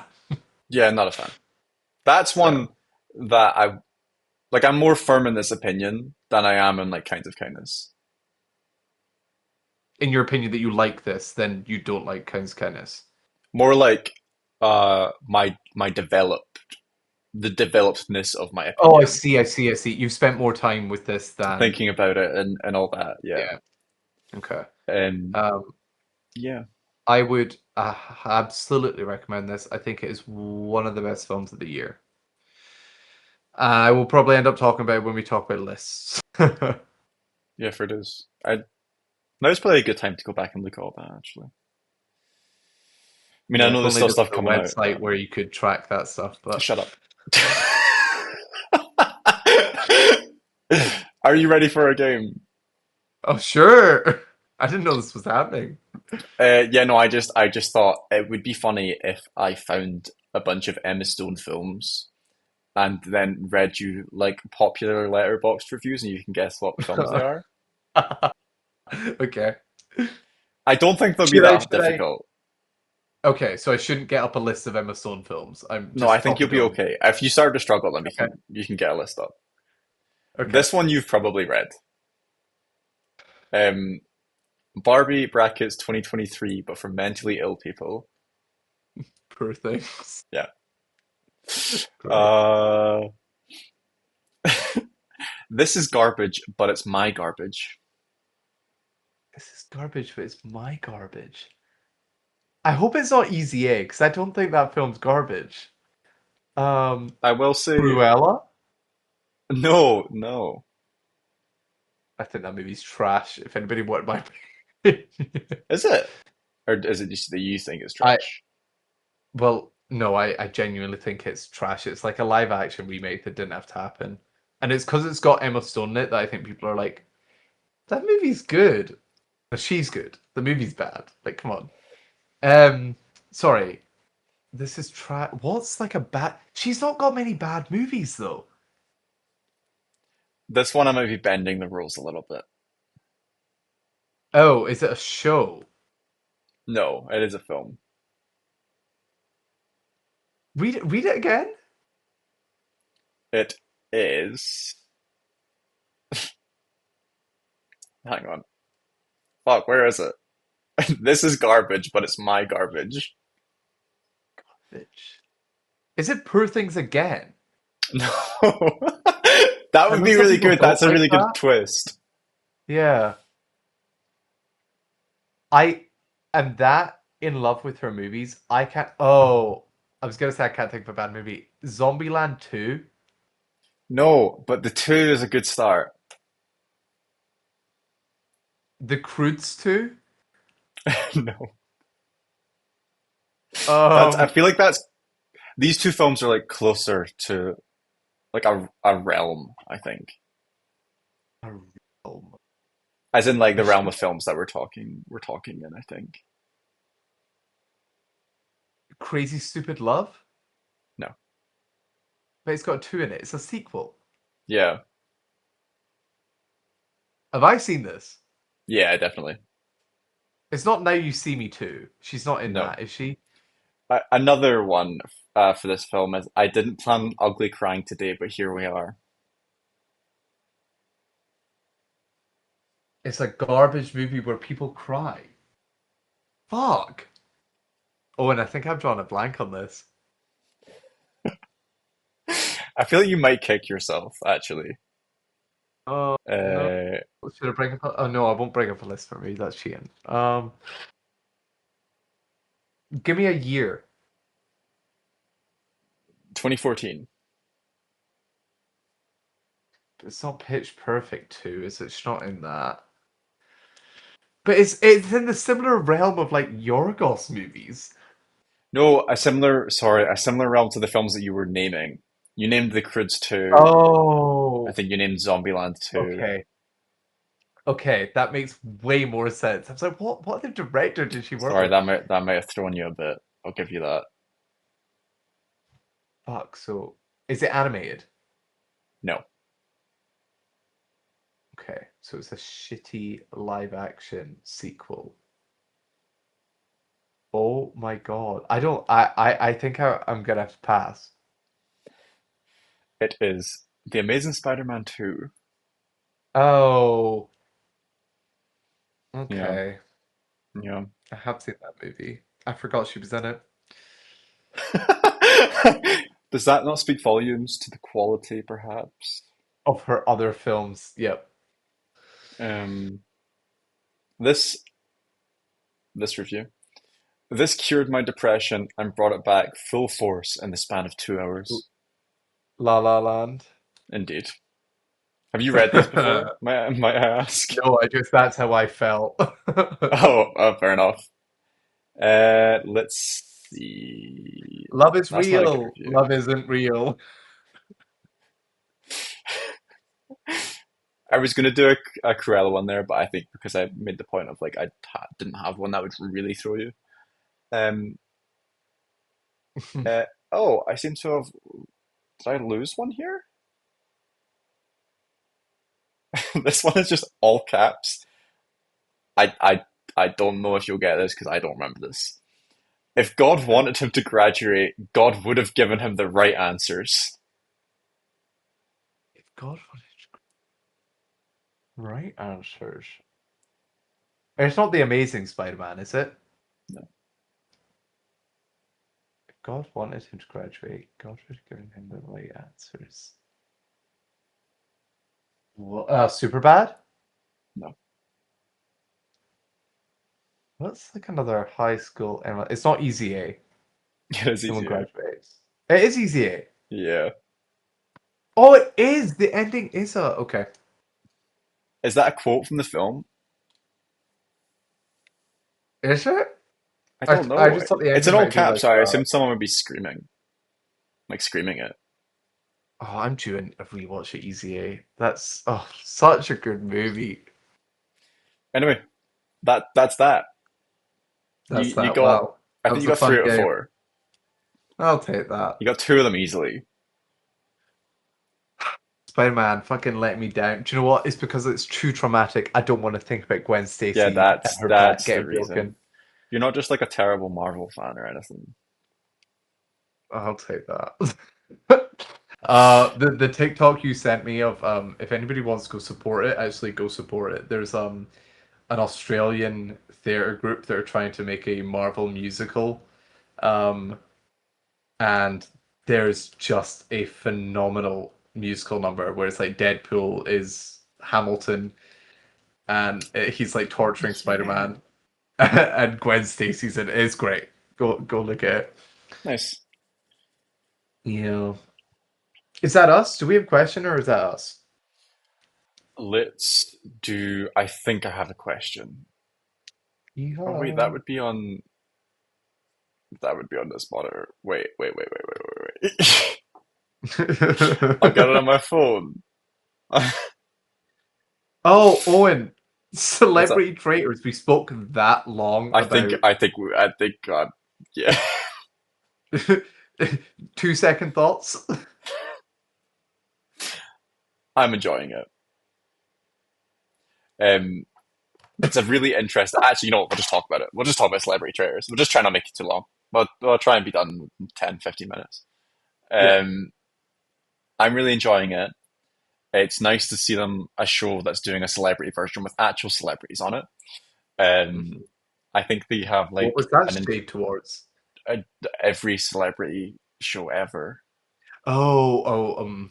Um, but I think that speaks volumes to like how much people enjoy this show that they wanted to go on it.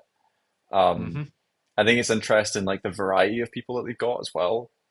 Um, this is only for context. I only watched season three of normal Traitors, so I only started watching Traitors this year. So this is only my second season of the Traitors, and it's so interesting seeing Oh. how starkly different it is Hmm. already. Both in like how successful they have been, but also in the sense that there are like it's interesting seeing a dynamic where people know each other already and how that affects them, and Hmm. either know them through like TV or film or news broadcasts or whatever, or on like a more intimate level, like they actually have like met them in intimate. Is not the right word for that. Have like actually met them, like have some sort of relationship with them from like maybe like decades of working together or whatever. Yeah. Um, and what's also interesting is as a viewer, you have that. And so you know who kind of like the more intelligent people are in the room. That's not something that you have to build up from see them making arguments and things. Um, Hmm. so I have we can talk about spoilers for Oh yes, shows. it's TV. Yeah. I've been actually really I don't normally get frustrated watching the traitors, having said it from like one season, because I'm not someone who sits there and judges people for the like um the judgments they've made of others because they're playing the game and that's the point.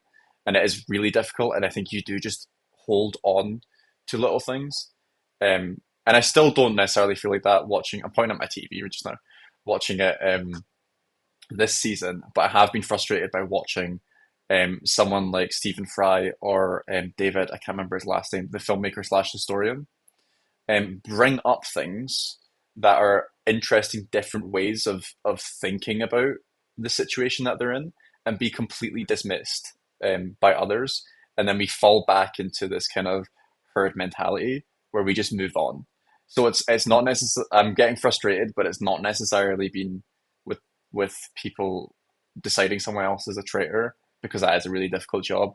And I think it probably is even harder than you think it is being in that scenario. But not even entertaining the idea of trying to do things differently has really irked me watching it. Mm. Yeah. It's interesting.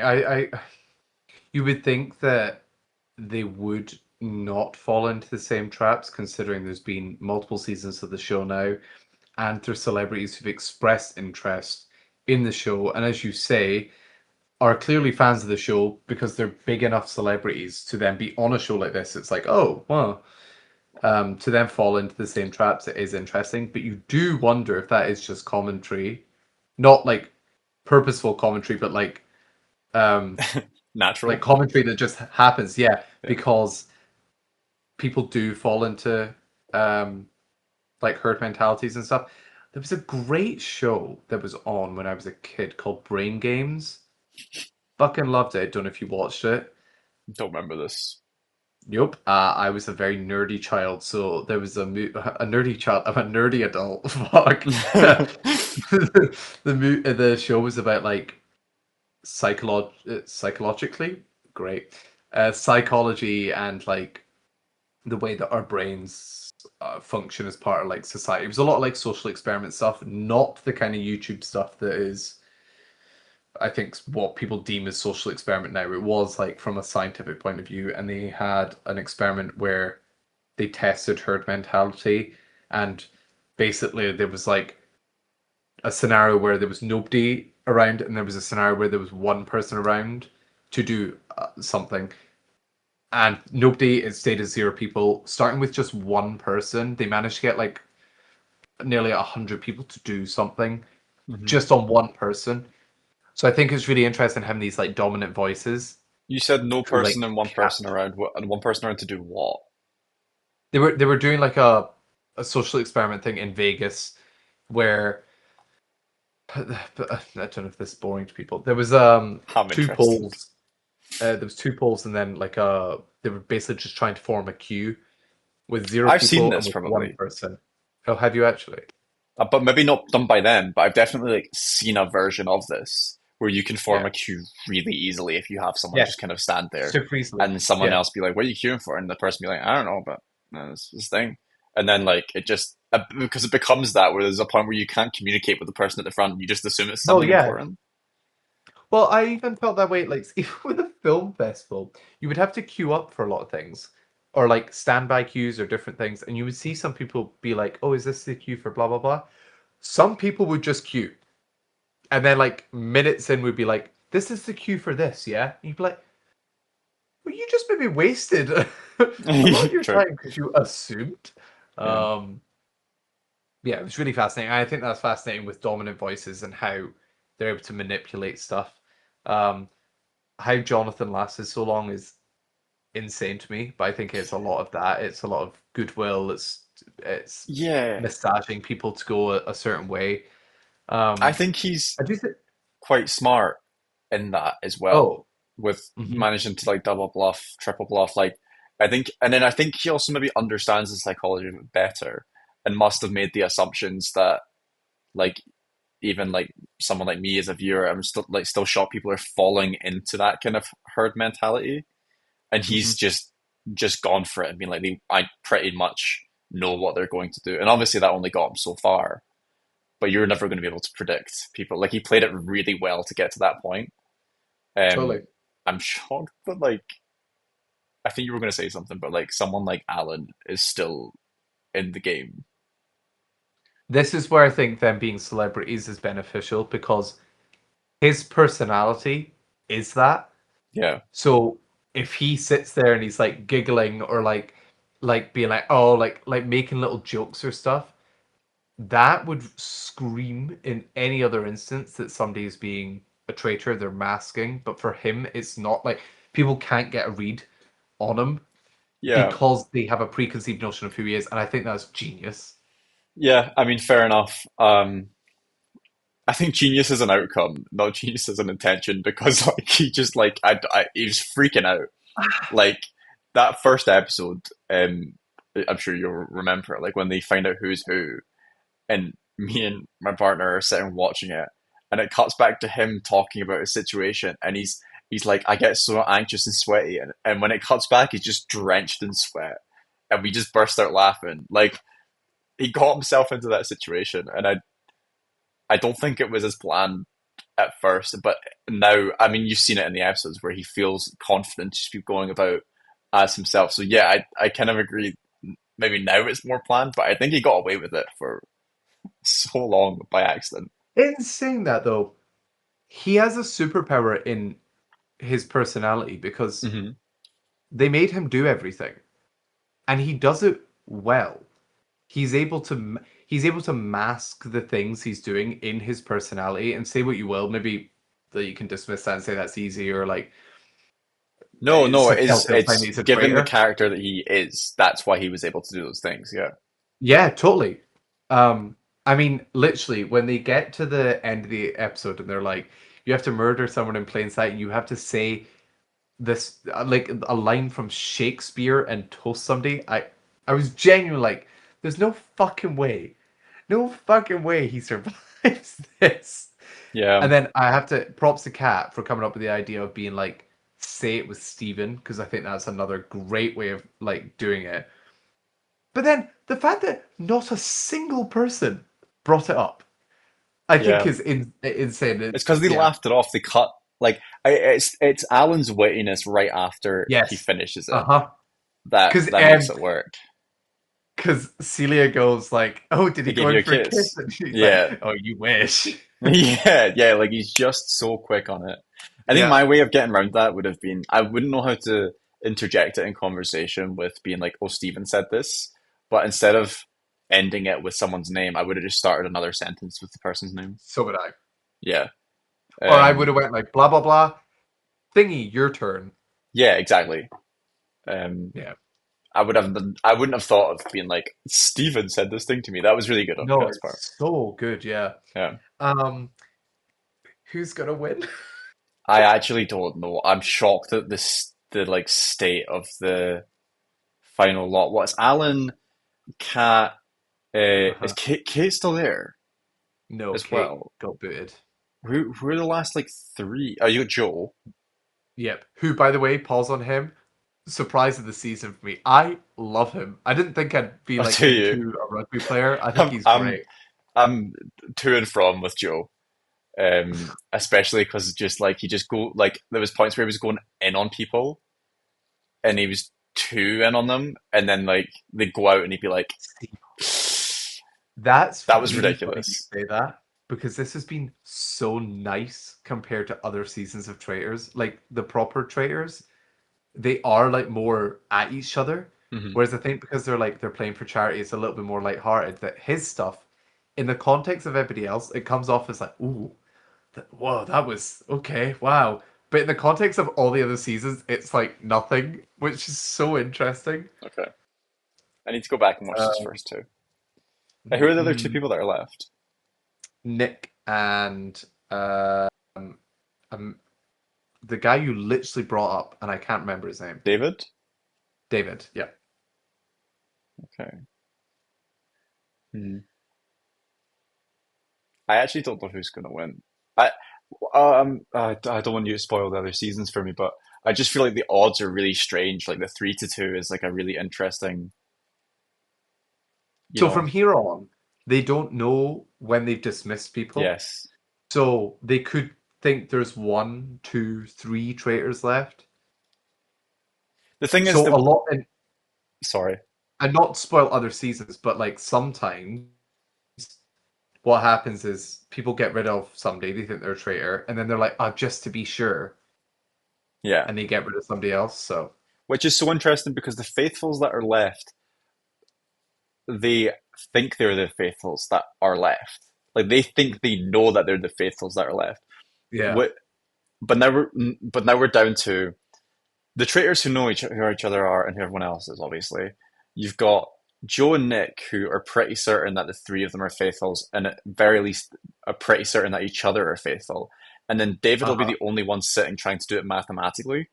Yes. So it's now we're in like this really interesting set of people that aren't necessarily like they never are all aligned at the end, especially the faithfuls, but Mm, the faithfuls feel relatively tight knit, and it's going to be interesting to see how that works.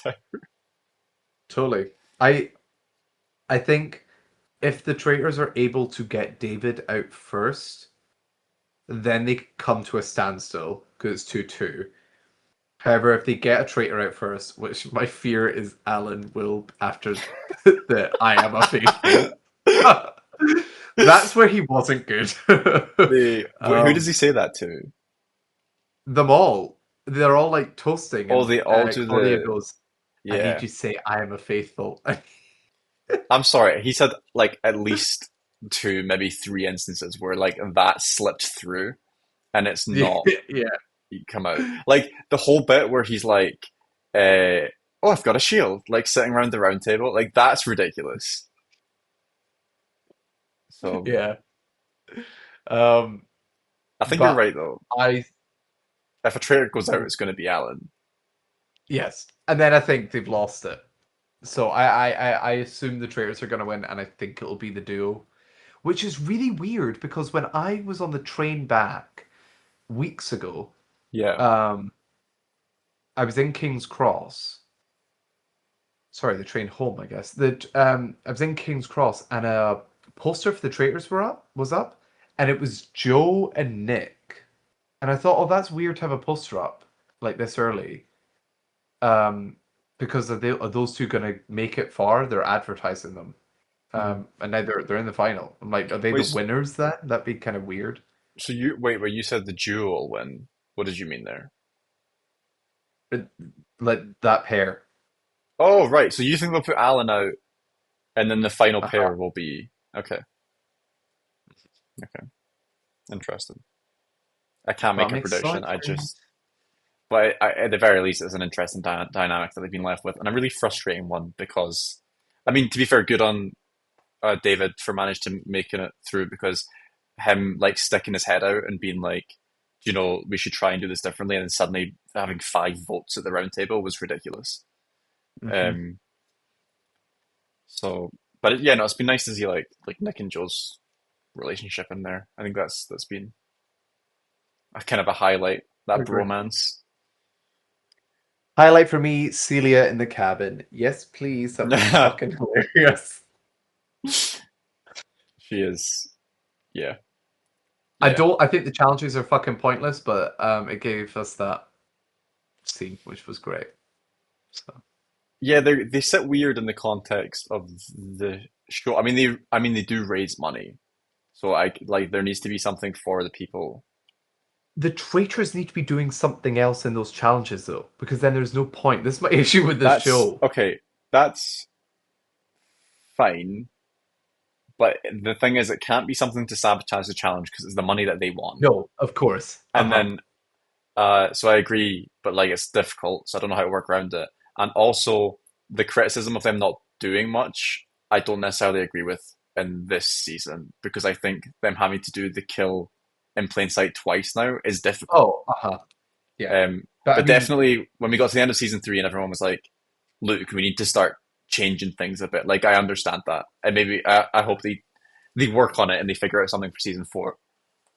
I imagine when you, I imagine you'll go back and watch the first two, but when you get to the end of two, I think you'll feel similarly of like this format is like it needs something else. So, Hmm.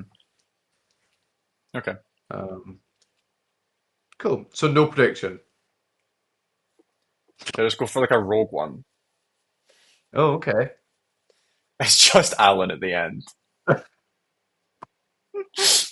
If that happened, this would be like the greatest season of UK TV. Alan Carr wins the first Celebrity Oh, Traitors UK. whoa, whoa, whoa, Jeez. whoa. Question? Great. Well, yeah, why not? Let's have a wee look. This has been like a 2 hour recording, by the way. Yeah, 2 hours, Yeah, one quick, minute, because 36 seconds. man was Jesus. And I was like, oh, we're Uh, only doing one movie.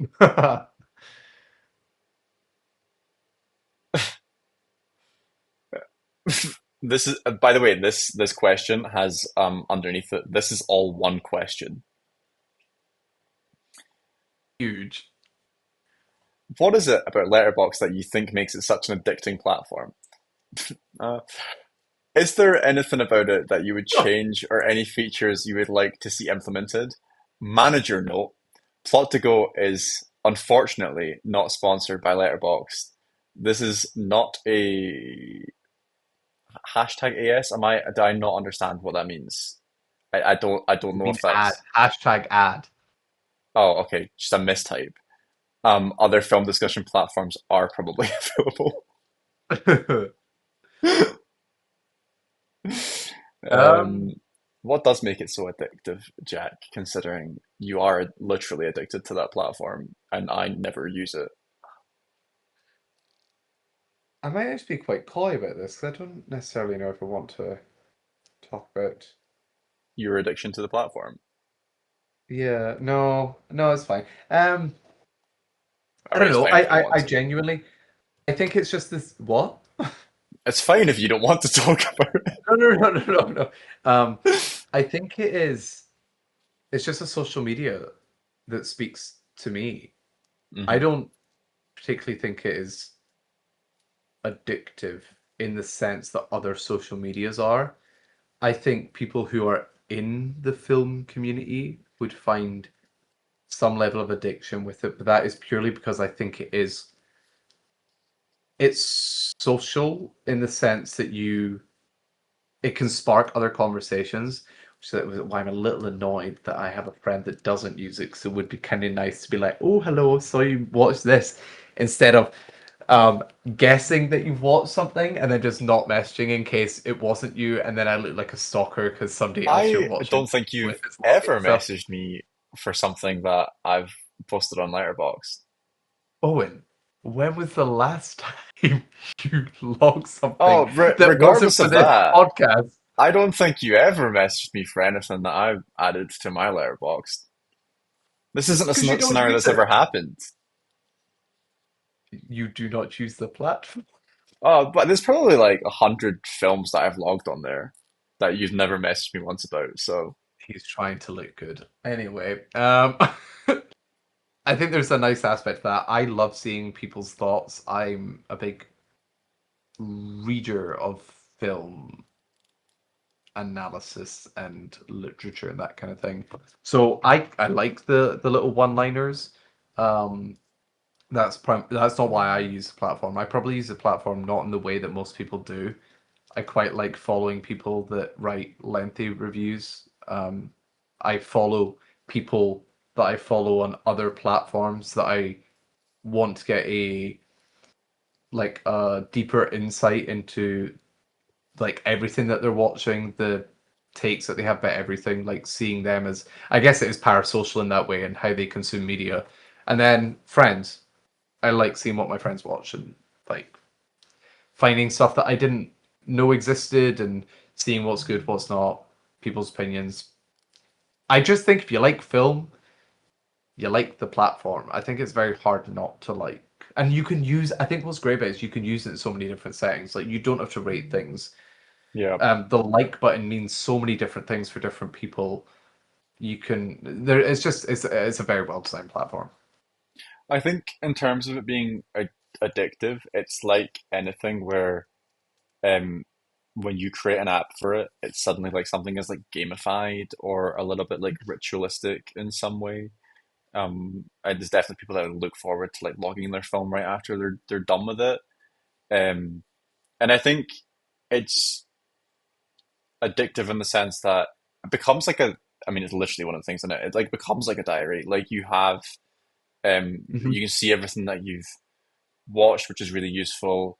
I'm a very visual person, so I like something like that I can just like look at straight away. And there's a lot of graphs, so that you can see like how people have rated it on average, which I think is useful to see like a split of a film is just as much as like the heights that it's reached or or Hmm. the average. Um, and also like, and I think you can probably attest to this because you've used the platform for the longest out of anyone that I know. I think from like 2019, I Hmm. think um, you can rewatch a film and then you're able to look back at either what you rated it or what you wrote about it. And I think Hmm. that's nice to just see how maybe your taste has developed or you've developed as a person. Totally. It's one of my favorite things about it. I mean, even like looking at Begonia, I mean, I write um lengthy reviews and then to like read back, oh, I do feel slightly differently or whatever. Like, I was thinking off the top of my head, I was like, I've rewatched it recently and I read my reviews. Two things, not highbrow in the slightest. But WandaVision, I watched for the third time. It was just interesting seeing how like my thoughts had progressed and like reading back my first review, be like, I do agree with that. Um, and then Zootopia, which um, I saw you log it's that just actually. interesting. The oh, did you? Hey, you need a Disney movie Jack's every once really in a while. better about this, guys. I'm not. I just like seeing what people watch. And also, it's quite handy so that I can plan the podcast. But I like coming up with little surprises though. uh-huh. We Um, work on different wavelengths. yeah, type A and type Owen. Free. Yeah, I just yeah, seeing how your thoughts have progressed is great. If you like stats and numbers, and if you are a thinker like that, I think the platform's wonderful. Okay. What do you mean? A thinker. If you're a No, thinker. no, no, no, no, no, no, no, no, no. I meant like a thinker like that, where you're like, fuck off. Just the Uh, face that you made when you did it. shut up. This is the end of the episode. Thank you so much for listening and watching. I If had a you good want time. more of this, follow us on Spotify, and Apple Podcasts, and Instagram, and YouTube, and. TikTok. I think that delay got worse and worse. Lovely. I agree. This was a fabulous episode. I didn't think we would speak as much about one movie as we did. I think that speaks volumes to the movie, though. Next week, we will be speaking about, and this scheduling will be happening live on air. Um, Shit. I have three movies down. I have Predator Badlands, which is like the big movie of Friday. I don't know if Hmm. you're planning on seeing that. I I don't know what I'm seeing. That sounds like a fun one to me. I feel I you just said that and I was like, I could do with a sci-fi just now. Uh, Yeah, that it's means fun. I feel like I need to go watch some of the other Predator films because I've missed a bunch though. Actually, missed a bunch. I don't think I've seen I any. I messaged a guy on TikTok because I haven't seen um, any. He went to the UK premiere, um, and he like had a review up, and I was like, "Do I need to have seen anything?" He was like, "There's little references here and there, but for all intents and purposes, this is a standalone." It is directed by Dan Trachtenberg, who it's so interesting. A different conversation for a different time, but he directed a few episodes of Stranger Things, and the Duffer Interesting. Brothers are in Yeah. this movie, which is cool. Um, but he has a little universe that he started. So it started with Prey, and then he had the animated movie that came out earlier this year, and now this. They're all directed by him. Hmm. Um, so I imagine, like contextually, they might be more related than Okay. Predator. That's the one I had in mind But was Prey. Um, yeah, when I was like, oh, I've and missed everybody says some. it's amazing. So Yeah, yeah. um, I might try see that as well. I don't know the availability of these two up in Edinburgh, but next week as well, Train Dreams and Die My Love come out, and they're two of like my most anticipated. Train Dreams is like getting a lot of the critics' top movie of the year. Who've Wow. seen it from festivals and stuff. Yeah. And Die My Love is the Jennifer Lawrence and Robert Pattinson movie, directed by the Scottish Lynn Ramsay. So I really want to try and support that. I guess I'll try and see one of these. Yeah, it'll Well, be I a will see form one of of these, something but there. um, yeah, I'll look into those last two and figure that shit out. Cool. Well, Thanks, thanks for boss. joining us, and I guess we'll see you next time. Bye. Why do I look like Cadet Kelly? You Yeah, know you went the right Lizzie for it. McGuire? I was so casual, and you were like, "Yes, I salute now." Bye. Bye.